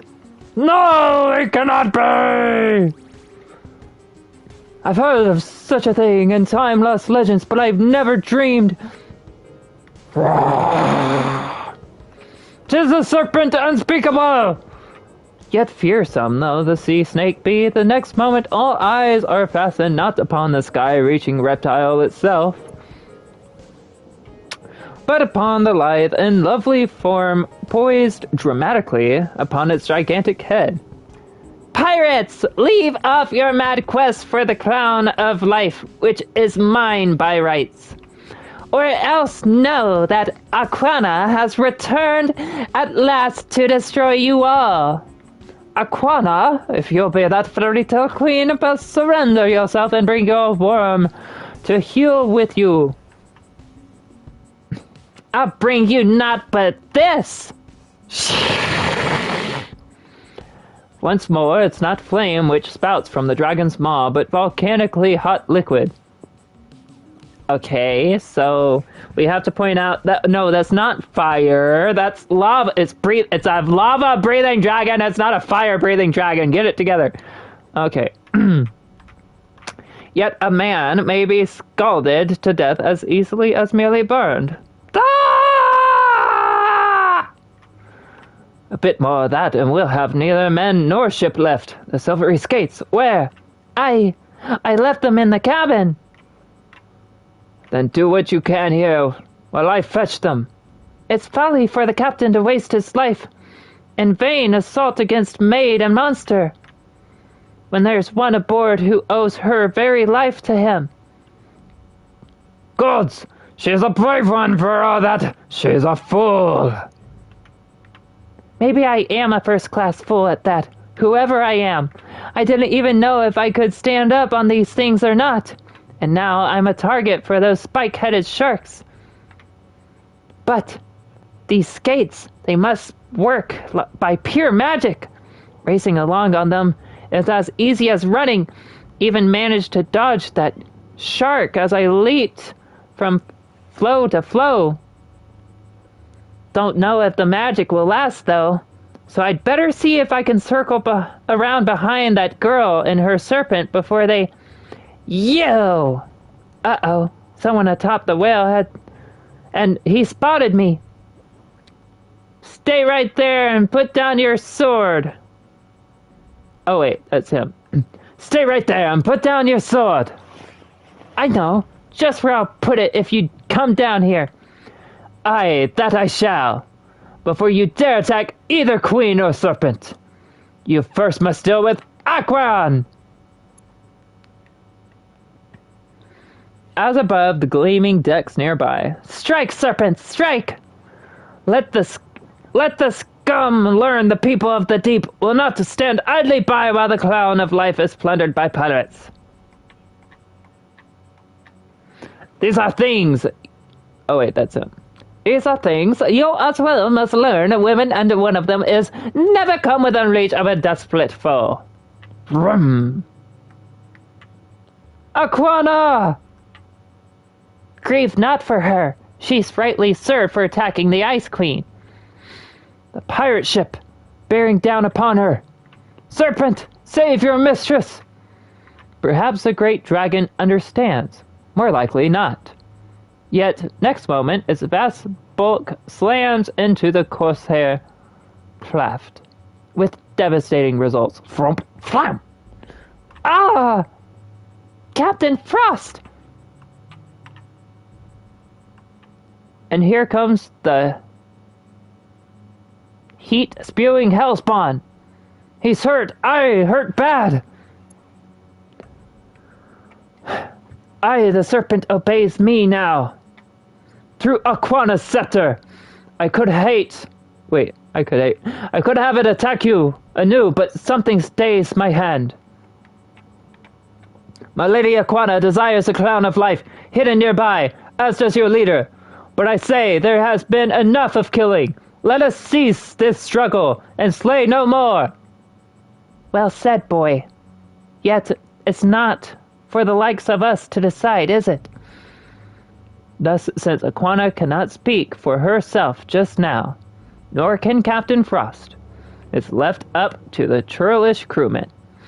I care not for that clown. Let's do as the youth says. 'Tis agreed, then. We'll... Hold, my sturdy lads.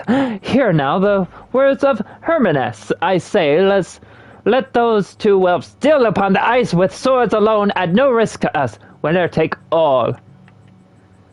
If the last wins, we get crown and scepter and lordship, even over the serpent, while if the lad he wins the Ice Queen herself. What say you? You've seen the last fight? Aye, let them fight! And either way, Hermanus shall come on top. Oh, come out on top. Then I too agree. I've little choice. Besides, a pirate. Oh, a pirate's a pirate. Female or no. I rejoice you said that, for there will be no more quarter asked than given. Well, I fight for Aquana's life and kingdom, not for myself alone. Thus, while a recovered Captain Frost watches, knowing his crew will mutiny if he oppose them now, and a half-dazed Aquana stakes her all upon her newfound love's superiority to a mere girl, and Hermanus stuffs retrieved skates into his ample thief bag. Two swords are raised against the cold night sky. Let the battle begin. Do they suspect these two antagonists upon the slippery ice? As they cross swords as evenly matched as only twins with intricately entwined destinies can, does some small part of the mind of each recognize the other? Strangely, it is Terra now who has become the more aggressive, the more impetuous, Tor less so than before, though he's no man to be counted out in a fight which may well be to the death. At last, after what seems an eternity of clanging, echoing sword clashings. Well, you have considerable skill for a girl. Hold, before we continue, and one of us must die. Let us take a moment to ask our deities for guidance. Yes, the same stirrings I feel within myself. I'll not strike you while you pray. Yet even as furrowed brows are knit for an instant's concentration. What sorcery is this, girl? Spectral figures appearing out of nowhere! They're no doing of mine, boy. I know them not, and yet somehow I do. We are those who came to you first in Earth World, then on Fire World, and now we are come again because in the dark recesses of your minds you called upon us. We did? Aye, but this time look not for Mentor and Mentara to guide you, for you must be your own guides. Merely look at the one you would seek to slay, and you shall see yourself. Eh? What do you... We can speak no more. The rest is up to you. Remember, look to yourselves. And when they do, and faces so much like their own peer wonderingly back, veils of darkness are lifted from their troubled minds. Terra, my sister! Dear brother, I might have killed you, or I you. That metallic touch when sword struck ice. Don hair, look to your blade. Aqueon, do not let Frost fancy one retrieve what must be buried there. Never fear, Aquana. We'll draw it out. Together. See how the very ice melts, Tor. Look, it's half a crown, so gleamingly lovely. And I've the other half. Our blades somehow found the crown of life, even as they sliced it in twain. You've destroyed it! A crown sought for untold ages and bringing total power over this world. No, it's useless. Oh wait, that's him. No, it's useless. No, not useless, but merely something to be shared. Aqueon and Donhair are no more, but you've a world to rule and to save as the great thaw continues. There is world enough for all, but not for one only. Rise to the challenge, join forces, and... Tor, look up! We should have known this would happen. Now that we've gained the third talisman on this world. The sword of ultimate sorcery appears in the air, mocking us with its nearness, for all that we cannot touch it. No, do not touch it, whelps. I was the master thief who first tried to steal it, and I'll have it yet. The sword is mine. Then even as Undersea Queen and Ice Corsair looked deep into each other's eyes, and each realized that half a world is better far than none, and indeed may even be better than a whole world ruled alone. The sword is gone once more. Terra, hold on. I am. This time, summoning all their energies gained as momentary twin monarchs of Waterworld, Tor and Terra have managed to grasp its glistening pommel with eerie results. Blast! Couldn't reach those brats in time to... Caught in the updraft! Now at last we have them in a cosmic corner, for they have nowhere else to flee. Good! They make Ledius Bell, Conjurer. 3 worlds down, O Tyrannus, and but one to go. We are going personally, you and I, to the place called Airworld.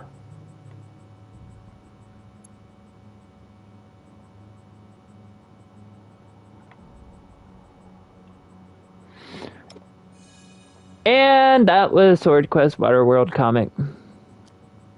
That was the final comic because it got canceled because it wasn't any good. The only appeal was the comic books and the contest.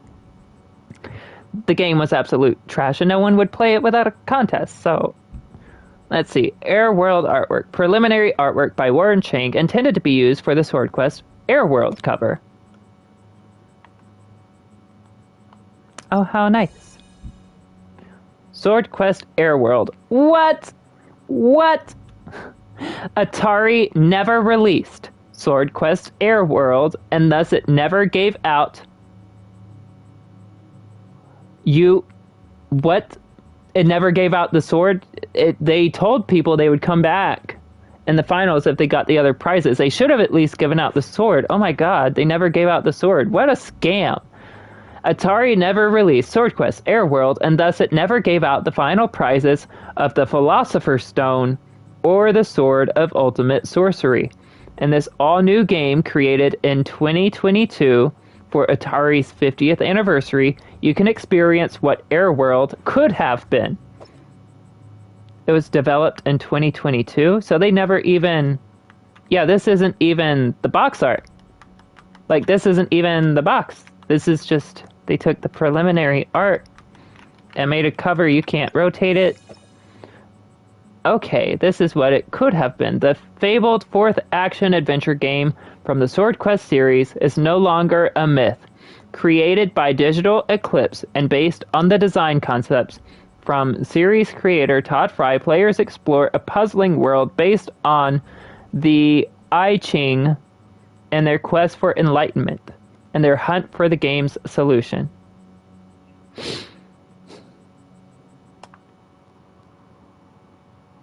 2022 Atari Sword Quest.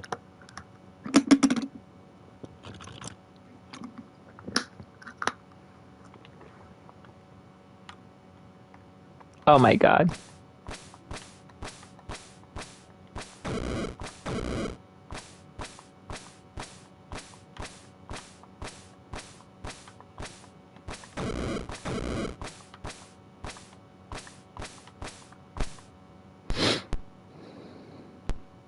Oh, he's got a striped sweater this time.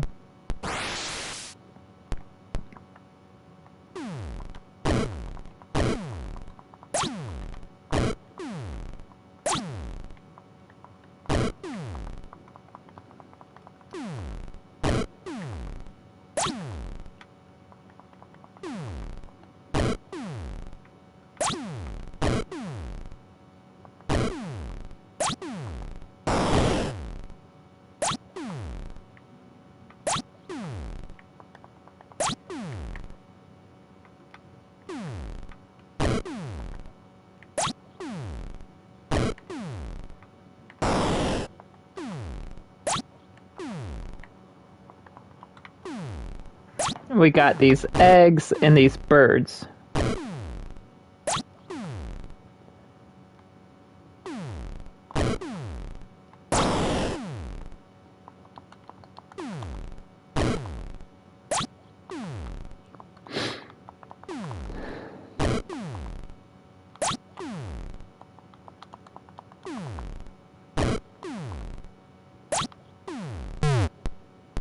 Okay.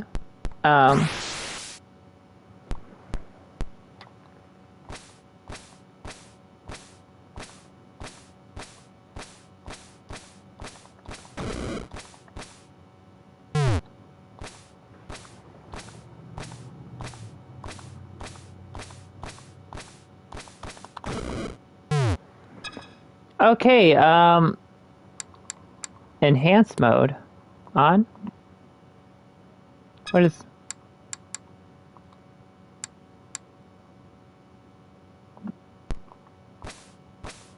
Okay, this is enhanced mode. How is it enhanced? I don't see any enhancement here.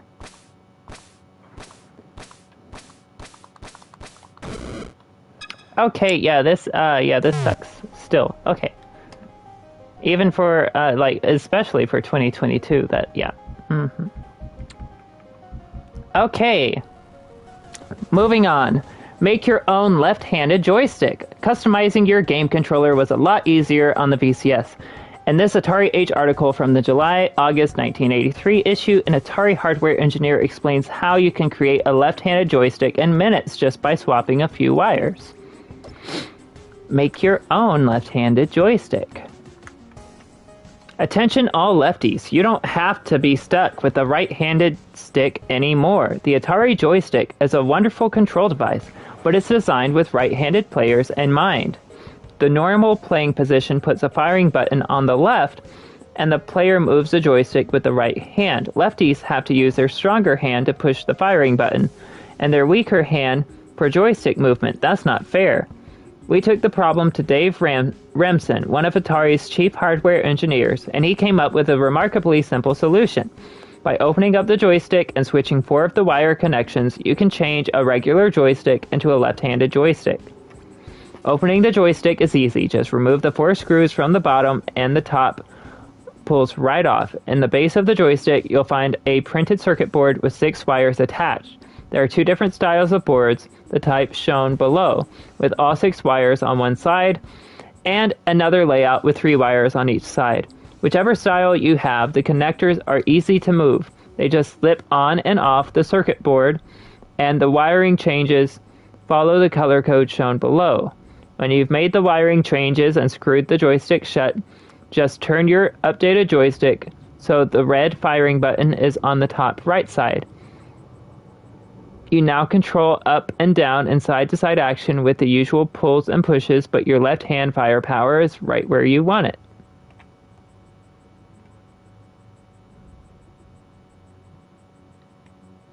Original wiring. Okay. And then lefty modification. I don't understand this. Why not just make a joystick instead of telling people to open up their controllers and do it themselves?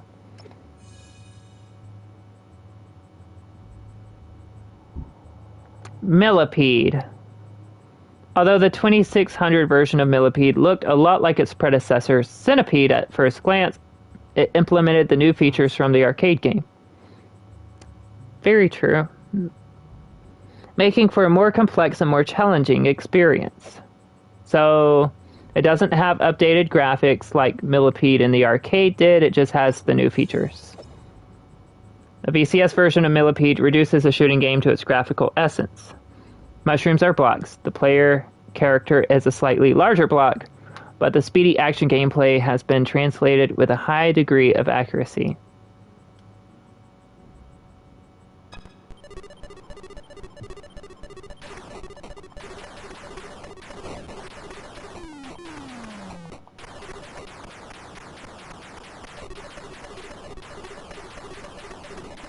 I like how they like change the color of like the areas where I can maneuver about. No!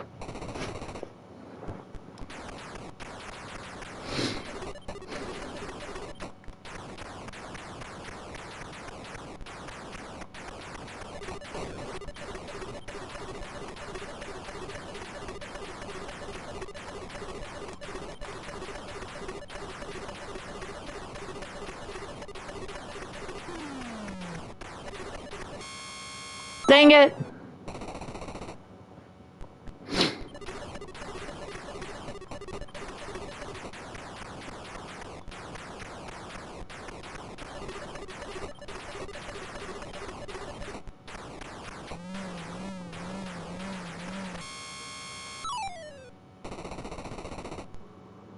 Game over. Millipede, the cancelled 5200 prototype. Although Atari planned to also release a version of Millipede for the 5200 console, it canceled this version before it could be released. Really?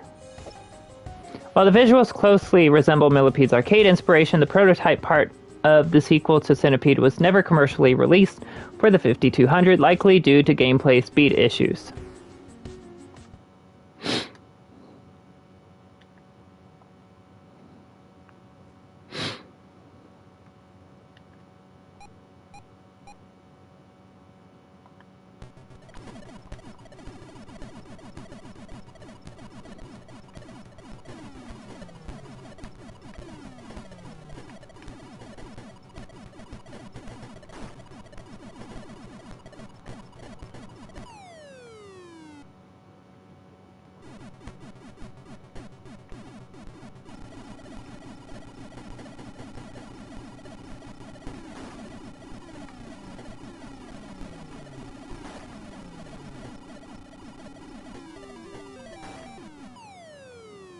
I mean, the speed seems fine here, but that's probably because I'm playing it on PS5.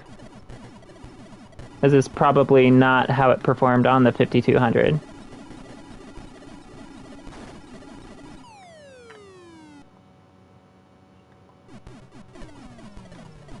They probably altered the prototype as well to make sure it ran better.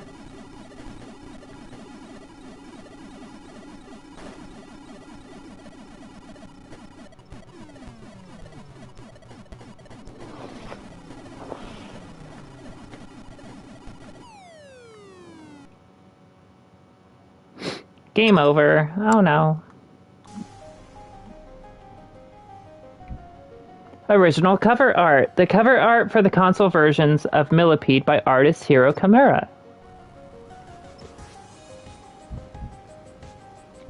Then we have Crystal Castles. While the 2600s version of the arcade game Crystal Castles didn't and couldn't look anything like the high-resolution isometric graphics in the arcade, it is still considered to be quite a technical accomplishment for its detailed pseudo-3D playfields. Oh no. Okay. Crystal Castles for the Atari 2600 retains the essence of the arcade version's gem-collecting maze-based gameplay even on the lower-powered hardware with the joystick controller. Given the unique source material, Crystal Castles is now regarded as one of the most impressive ports from arcade to VCS in Atari's library. Oh, you can choose which level to start on.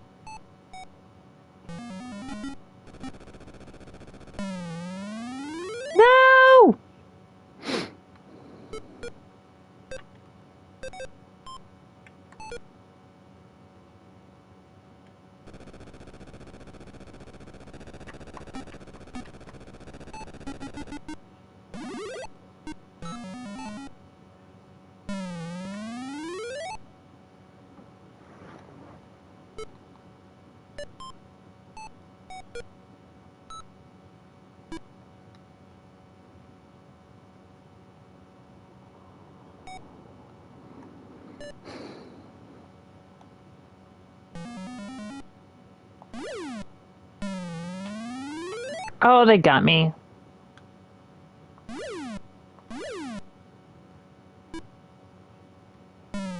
No!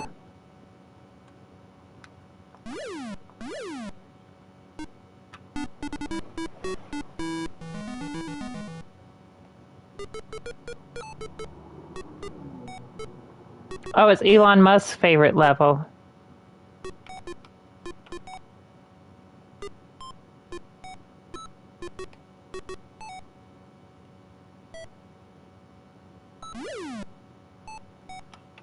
You gonna let me go down, or what? No? Okay. I'll just stay up here, get eaten by this giant, caterpillar.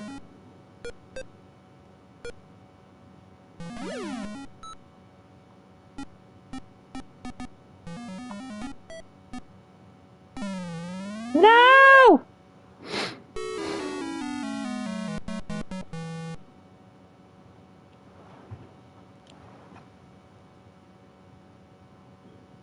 Accidentally hit the wrong button. Here we go. Gonna quit. That was Crystal Castles. Meet the new boss. Warner sold Atari's home and computer division to Jack Tramiel, the former CEO of Commodore, in 1984. Tramiel laid off most of the staff, slimming Atari down considerably to focus on a new generation of home computers, not video games. Notable and quotable. I knew I wasn't going to be able to keep working at Atari, and a little while later a layoff package came. And that was one of the saddest moments of my life. Howard Scott Warshaw, designer of Yar's Revenge. Bounty Bob Strikes Back. Very few console games were released in America in 1985. One of them was Bounty Bob Strikes Back by Bill Hogue, the sequel to Miner 2049ers. This Atari 5200 version, released in limited quantities to the few players still using the platform, is by far the rarest game on the system.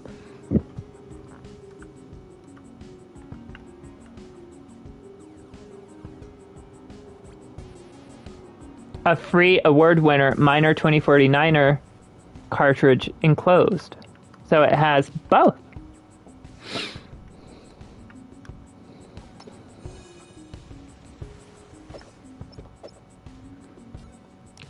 Let's see. Bounty Bob's gameplay, climbing ladders and leaping between ledges while avoiding or eliminating mutant enemies, built on the success of its forebear, Miner 2049er. Both games would prove influential to developers of future platform games. Big Five Software presents Bounty Bob Strikes Back.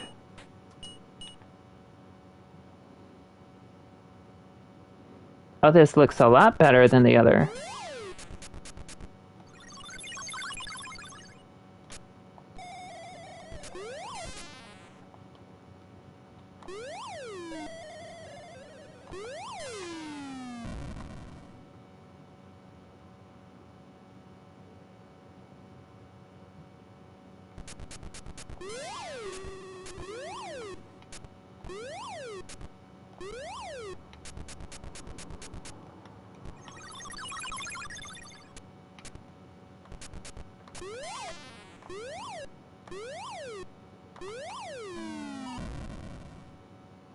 No!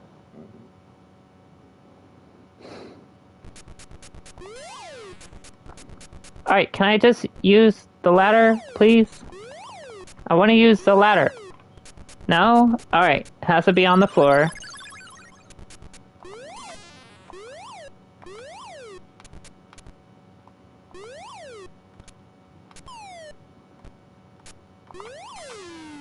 No! Why'd he jump so far? Okay. Wow. The Atari 7800.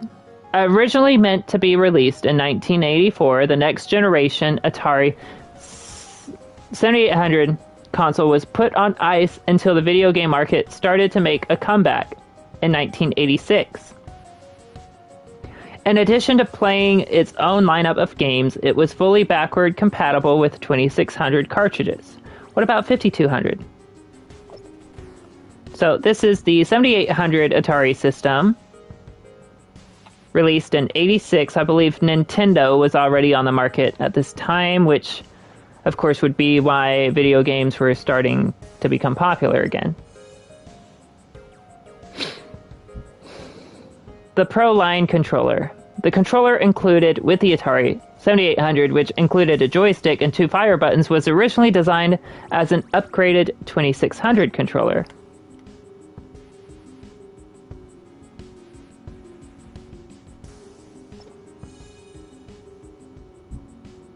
A joypad. Only sold in Europe, this gamepad gave players a controller similar to the ones included with Nintendo and Sega game systems of the time.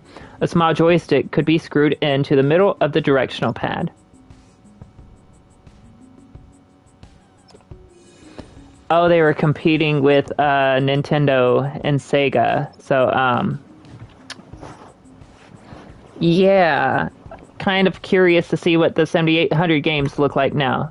Oh, here's one, Asteroids. The Atari 7800 launched with a unique take on Atari's classic game Asteroids. Instead of attempting to replicate the original's black and white vector graphics, it used multicolored sprites for its field of space rocks, creating a unique visual experience preferred by some gamers. Start blasting. Let's go ahead and give this a play. Asteroids. Okay, okay. Okay, this actually is pretty decent.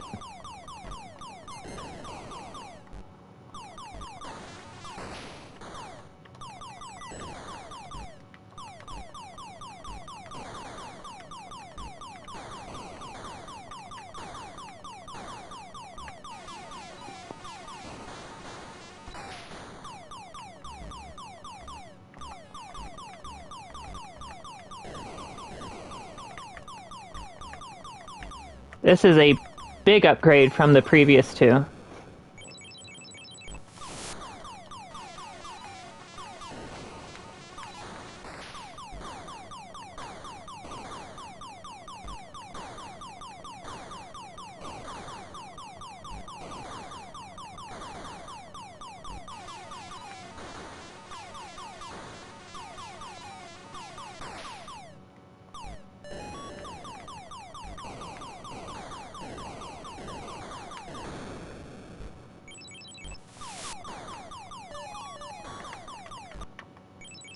What just happened?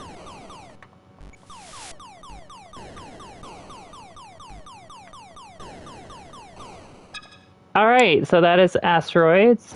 I think I accidentally hit the reset button a couple times.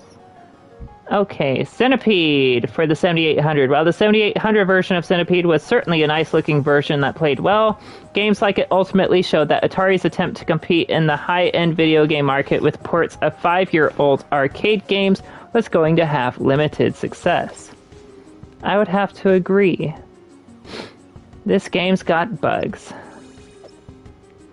The 7800 version of Atari's Bug Shooting Classic offered a few unique features not found in other versions. Players can select from 4 skill levels at the start of the game, and for the first time, 2 players can play simultaneously, either cooperatively or competitively.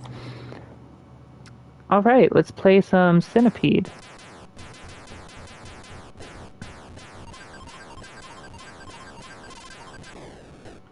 And I died.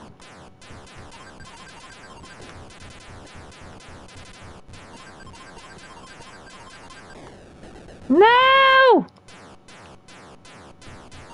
I mean, to be fair, Nintendo released a lot of arcade games on the NES, like Donkey Kong and Ice Climbers and all that.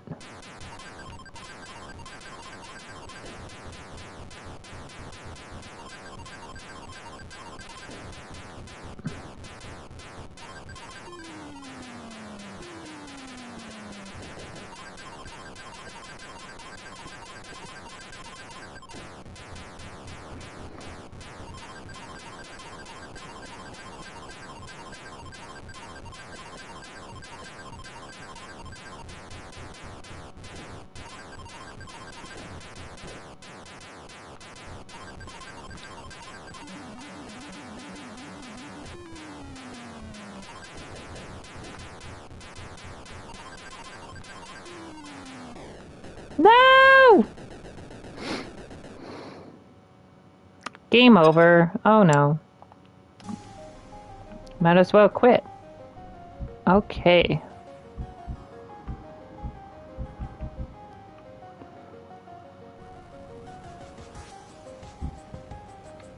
The 2600 Junior. No, no, no, no, no. So they went back to the 2600 again? In addition to the 7800, Atari also rolled out a smaller, budget-priced revision of the 2600, retailing for just $49.99. It was a very affordable alternative, and Atari began to put more 2600 games on shelves.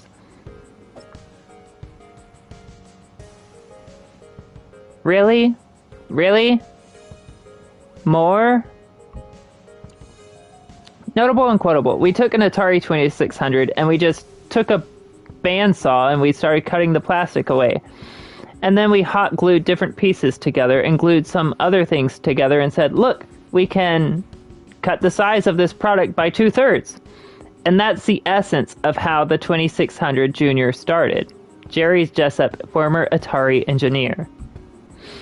Solaris, a technical masterpiece of the 2600. Solaris was created by Star Raiders developer Doug Neubauer. He used every trick in the book to create something that looked light years ahead of any other 2600 game, showing just how versatile the 2600 hardware truly was. Oh wow, that actually does look impressive. After creating Star Raiders in 1979, Doug Neubauer created several 2600 titles, including a licensed game for the movie The Last Starfighter. The game was canceled in 1984, but Atari later released it as Solaris in 1986. Its space shooter gameplay makes it the sequel to Star Raiders in all but name.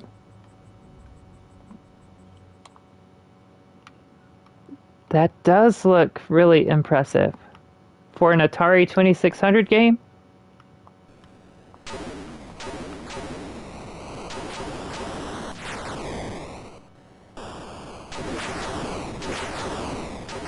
This looks so cool. Wait, what happened?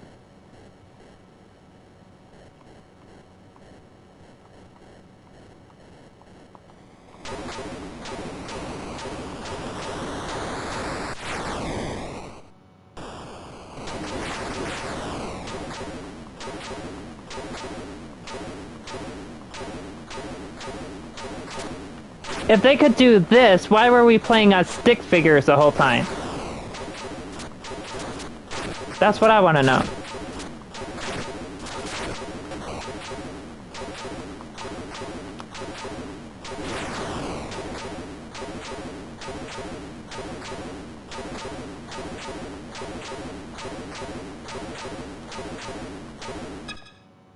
Oh.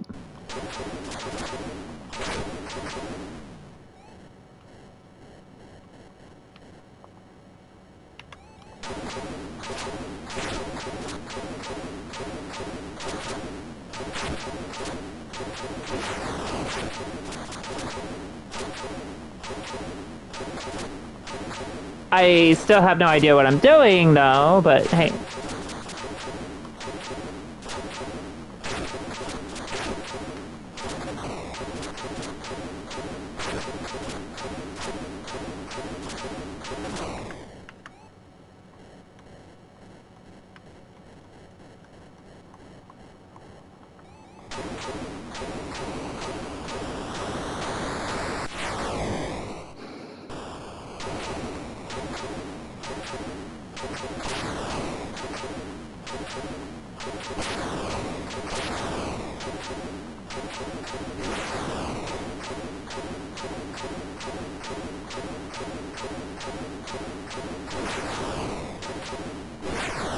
No!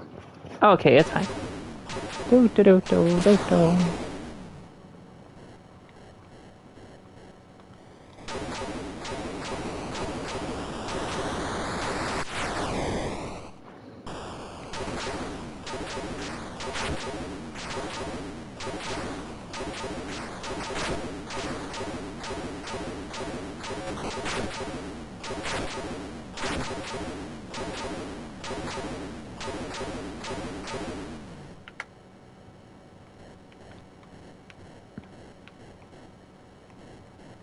Yeah, I have no idea what I'm doing.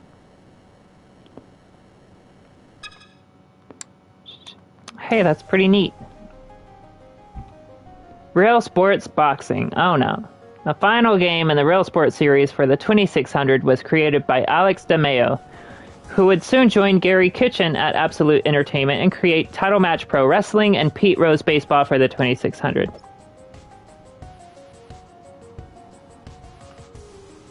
Wait. Okay, the final Real Sports game release for the 2600 didn't appear until 1987 when Atari was offering the Atari 2600 Junior as well as the VCS-compatible 7800 as four boxers with different weaknesses battle through multiple rounds. Real Sports Boxing's gameplay is flicker-free. You don't say. Let's do a one-player game. And it does not look that great.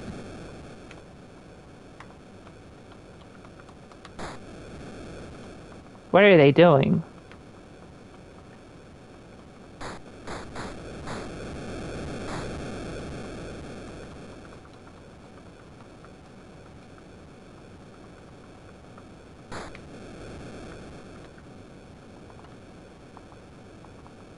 Oh yeah, I feel it. This is real world boxing right here. Oh yeah, I feel it, totally. Oh, this feels so real. Oh my god. Find appealing Atari 2600 games for me. Imakaliko Vision Kids. Yeah, it's really difficult to find ones that are really that appealing. I think Breakout might have been the best game for it. I don't know, that one game, let's see, what was it? The Crystal Maze or whatever, that was pretty cool.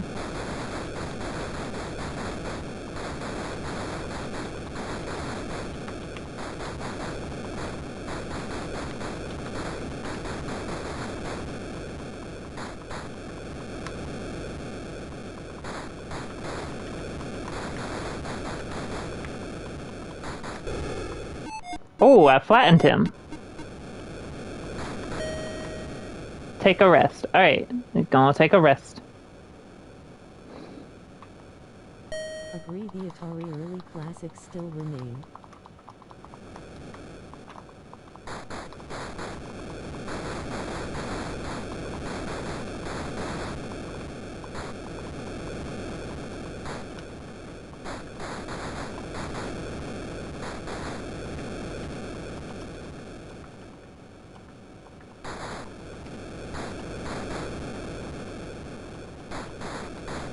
Man, that sword quest was probably the worst.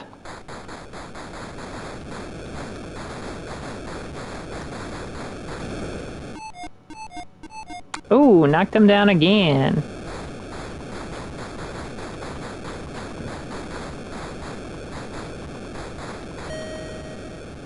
Take a rest, okay. I'm resting. I'm resting. Alright.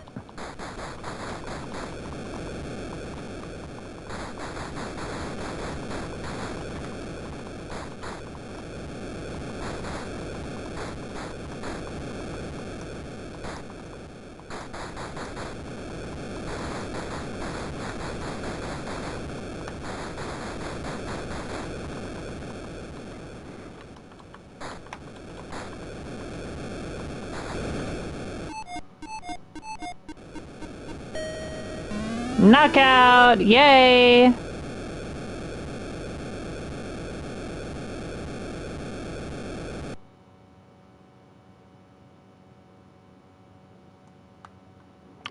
I won, okay. Secret quest. No, not another quest.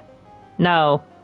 Among the many developers that Atari contracted to create new 2600 games was Axion, a software developer headed by Atari co-founder Nolan Bushnell. One of the games Axion created for Atari was Secret Quest, a lengthy adventure game that even had a password system. by Nolan Bushnell, video game designer and Atari pioneer. The Atari Advantage: collect games, win prizes.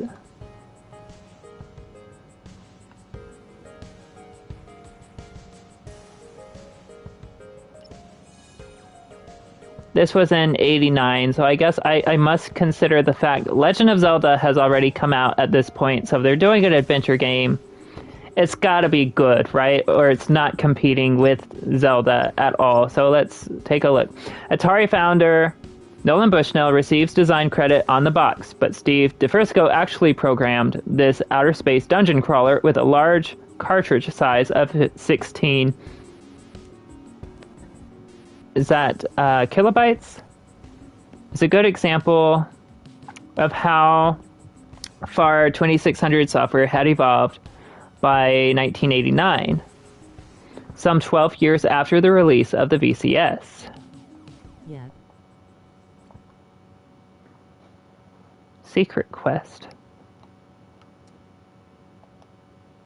I noticed that the graphics were just okay. They were complete crap the whole time on the 2600 until you get to the point where the 7800 is already out and Nintendo's come onto the market. Now suddenly they have better graphics being developed for the 2600.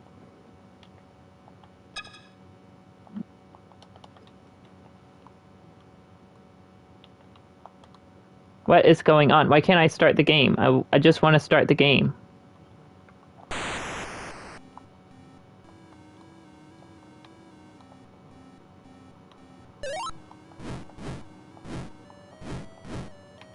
And this is like Zelda.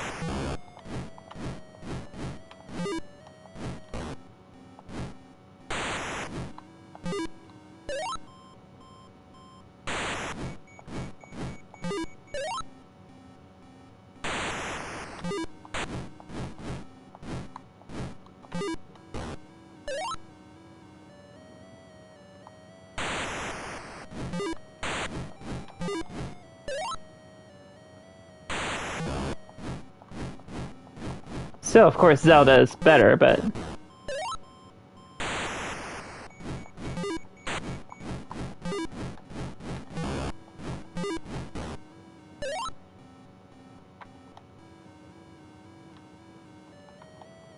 Why can't I get up there?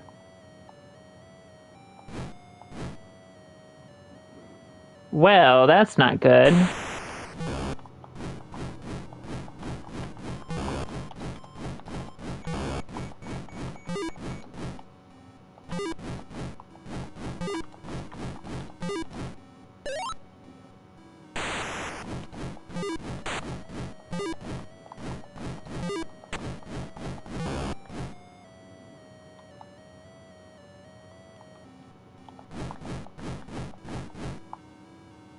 Well, okay then, I can't even use that.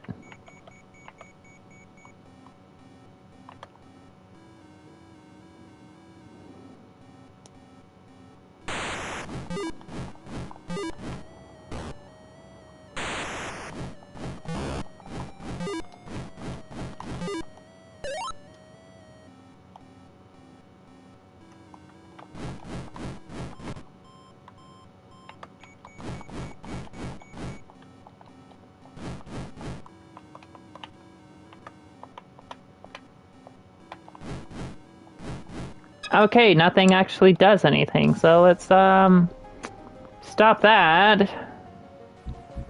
I mean, it's better than the other adventure games they had, but it's still difficult to figure out. Atari after the crash. The VCS, or 2600 as it was now known, turned 10 years old in 1987. But a revitalized gaming market meant that there was still demand for 2600 games. Designer Gary Kitchen, co-founder of Absolute Entertainment, soon found himself once again returning to the platform.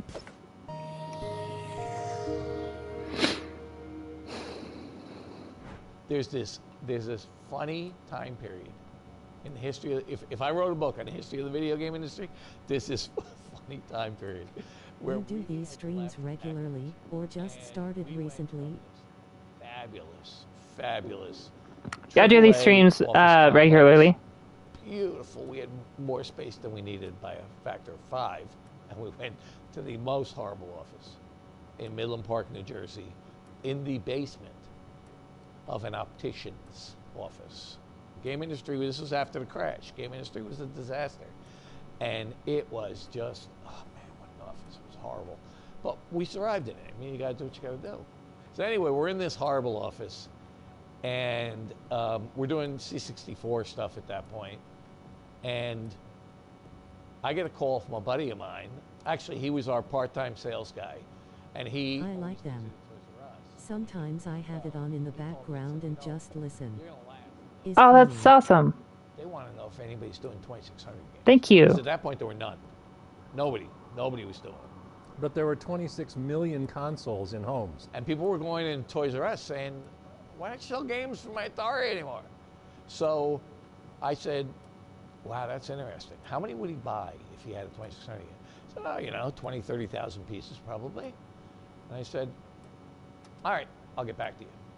So we did Title Match Wrestling and Super Skateboarding, first two titles. I mean, regular skateboarding, first two titles. And he loved them, and they sold like crazy. And at that point in time, we were the only people in the world making games on the Atari 2600. My phone rings, and it's the Tramiels. So he did some 2600 games. Do a couple for us. Because word got around. There's actually a need. And then Activision calls and says, do some 2600 games for us?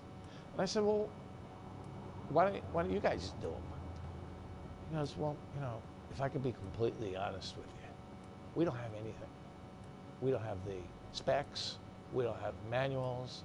We don't have the equipment. He said, we couldn't make a 2600 game if we wanted to. So could you make something for us? I tell people that, they're like, who the hell wanted 2600 games? You know what? No one told consumers that there had been a crash. No one went to their house and said, you don't like video games anymore. Because that's what Toys R Us and Walmart said. People don't like video games anymore. But the people at home were sitting going, God damn, I'm tired of combat. Isn't there something else I can play on this machine? So it was good. We had a great run there. We had a lot of money off those games.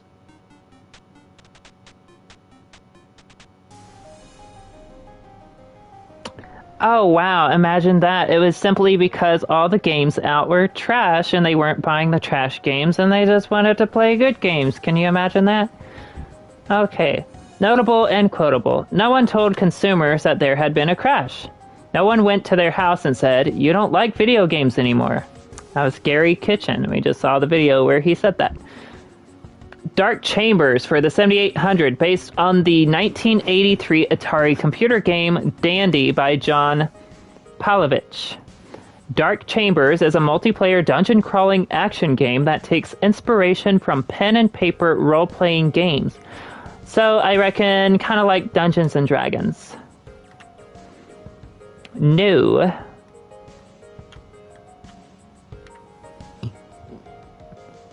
Master the Subterranean Kingdom. Okay, this actually looks pretty interesting. It's a 7800 game, so it's not going to be crap like a 2600. Practically everybody was creating games and flooding the market. Even Dog Food Company made a game. Oh, wow. I'm kind of interested now. Like, I have to know, what was this dog food game? Dark Chambers began as an Atari computer game called Dandy, programmed by John Palovich.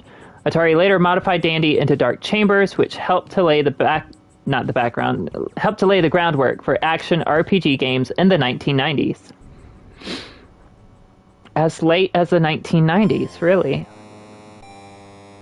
Oh, this actually looks cool. Entering level A. Okay.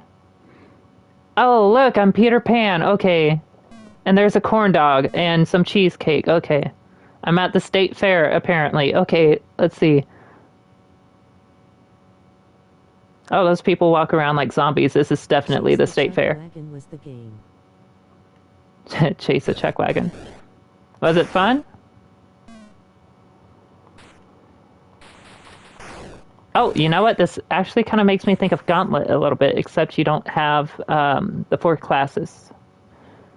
Okay, there's a key that I need to get. Oh, it's over here. Too bad we don't get Midway arcade games on PS5, or I would cover Midway. I believe all the Midway arcade games are now exclusively at Dave & Buster's, so... Or at least, I know Rampage is.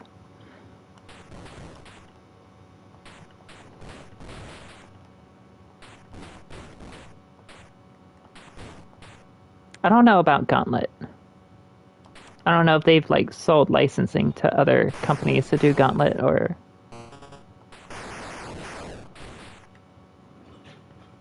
what is going on with that? Gauntlet would have to be one. If I can find a version of Gauntlet to play on PS5, I will have to cover Gauntlet at some point. That was my dad's favorite game when, well, I don't know, it was when he was growing up, or it was just his favorite game. Basic game. Nothing that stands out, like most of what was released by companies that had no experience with developing game. Yeah, that sounds about right. Yeah, I will definitely have to cover Gauntlet game if there is any for PS5. Gauntlet was my dad's favorite game, of course.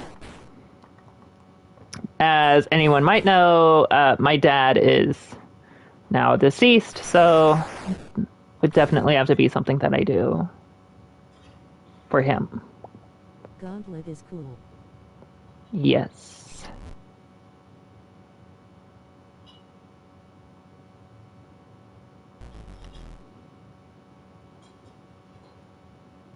Oh, more corn dogs. You know, can't go to the state fair without getting corn dogs, so...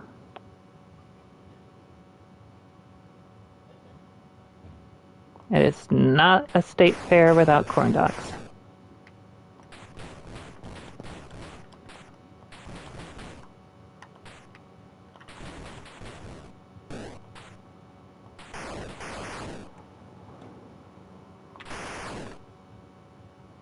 I'm just gonna blast my way through here. Are there like 26 levels? I notice I'm like traversing through the alphabet right now. I'm on what, level D? My character looks like he's got a limp. He's like limping.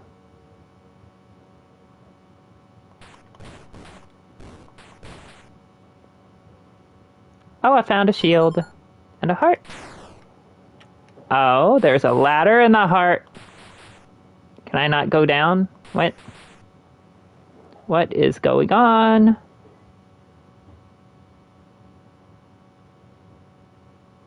Oh yeah, it says my level right there. Okay. Can I not go faster? Jeez. Well, he does have a limp, so... Get up there! Go! Go, go, go.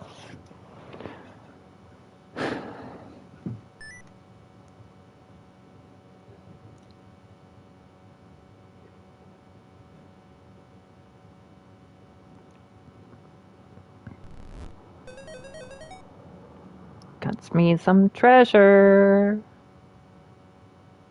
Let's go get this cherry over here, or whatever it is.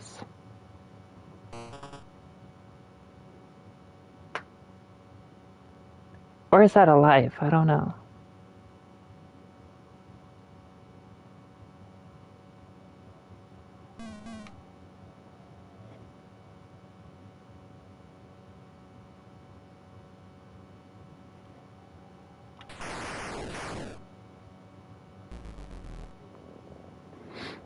Entering level E.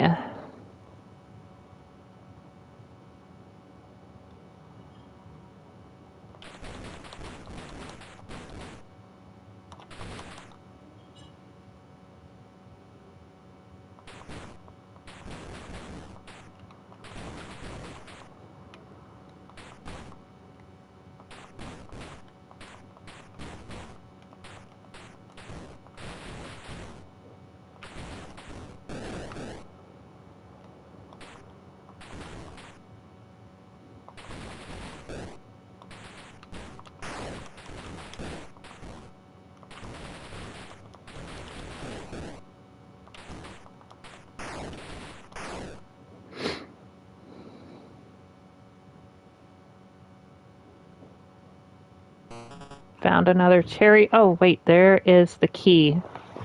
I need the key.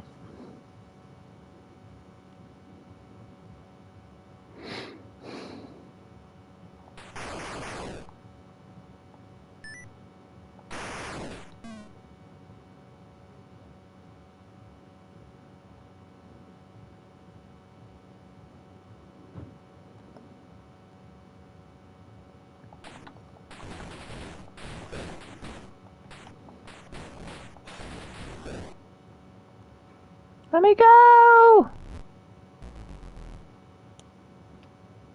Entering level F.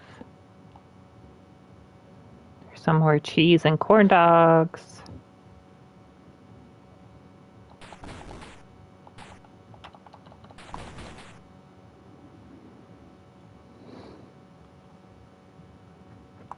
No, stay away!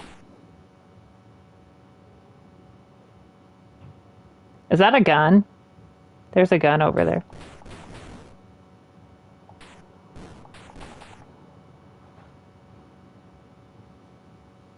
Okay, you just walked around the whole room.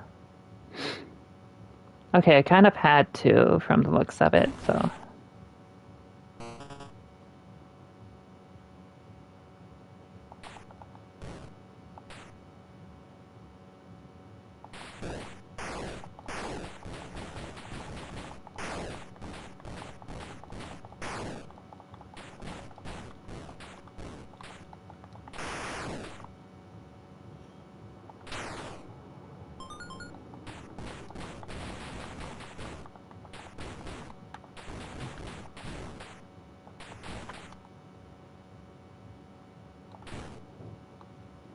Okay, now I need to go down here.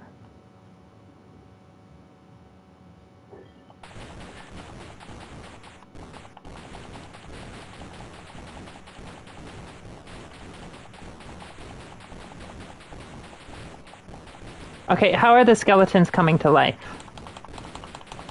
They start out as wads of toilet paper on the ground, and then they get up and start flying, then they turn into skeletons, and then they're alive again.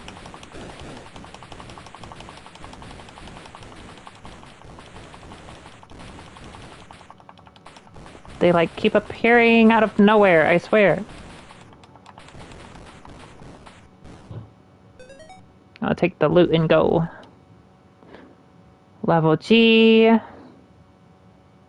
The less health you have, the weaker your attacks.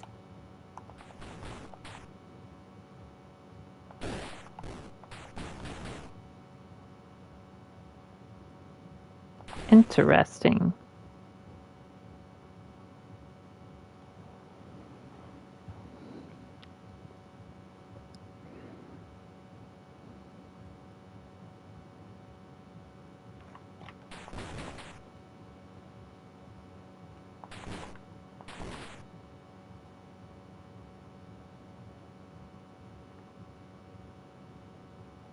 Oh, I found the key. Doop-a-doo.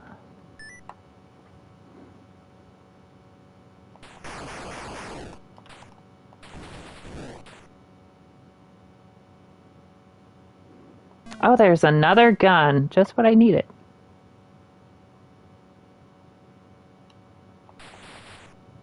Okay, it's not what I needed. Okay. I have to walk all the way back around. This game is in my top 10 in this collection. Oh, yeah? Yeah, it's pretty decent compared to a lot of the other games on here.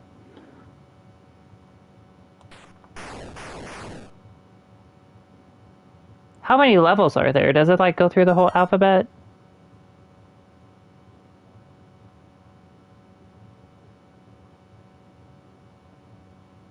That's what I needed the key for right there.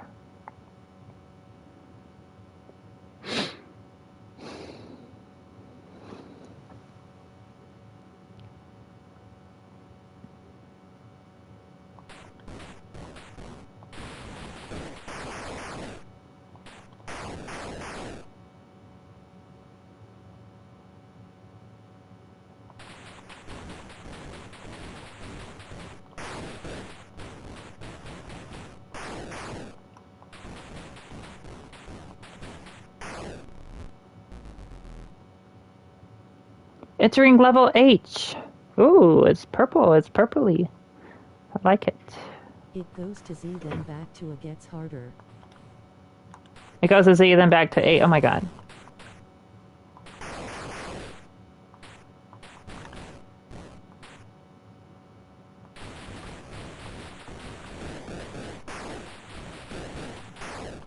That is a lot of levels.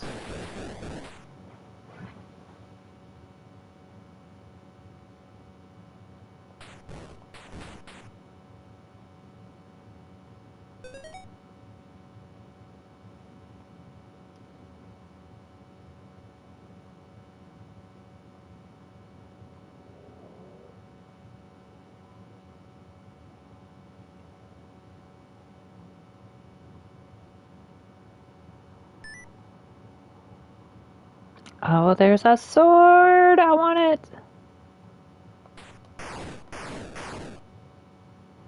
I want the sword. I don't want to use a gun anymore.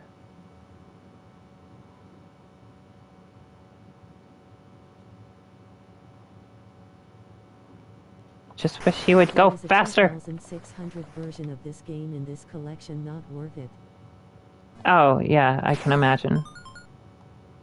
I got the sword! Yay! How do I use it? Wait, what just happened?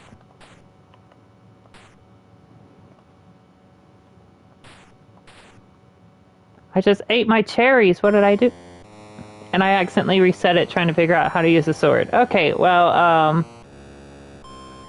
I guess that is it for that.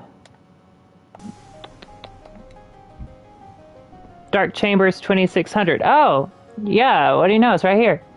Well, the 2600 version of Dark Chambers is, of course, a graphical step down from the 7800 game, and is still an excellent example of how 2600 games could become much more complex in the system's second decade of life. Well, we'll see about that.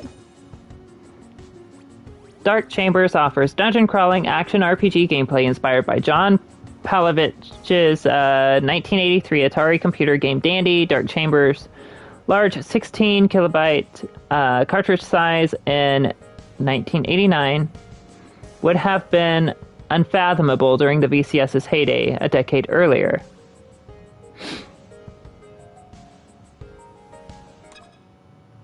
Entering level D. Okay. Oh my god.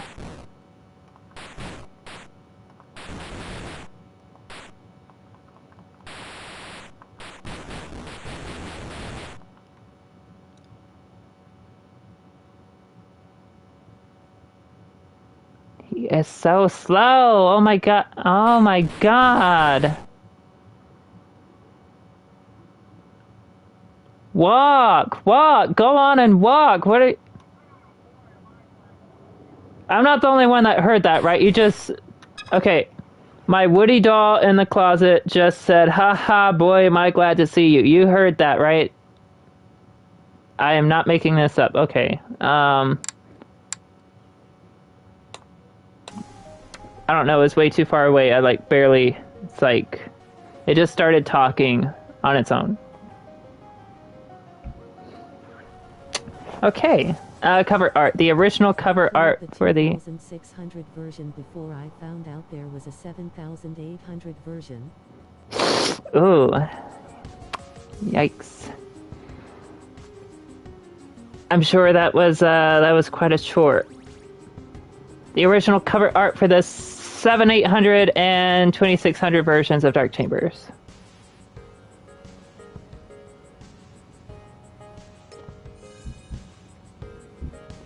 More than games. While the video game business crashed in the mid-1980s, the home computer business thrived, and Atari played a major part in bringing computers into homes. Look at those computers. Continue. The dawn of PCs. 1979. The computer generation. Starting in the 1970s, the personal computer began to carve out its own place in the family home. And for millions of first-time computer owners, the name on the box was a familiar one: Atari. Alright, so we just completed the highs and lows timeline of Atari. We've gone through the arcade origins of Atari and the birth of the console. So we're going to wrap things up for this segment, and when we come back, we're going to be looking at the dawn of PCs. For many, the word Atari meant not just games, but their first home computer, even if its main use was to play games. We're going to be looking at some of Atari's work with computers when we come back. This has been Clue Cloyd with Retro Age Gaming. Thank you all so much for watching. Until next time, peace out.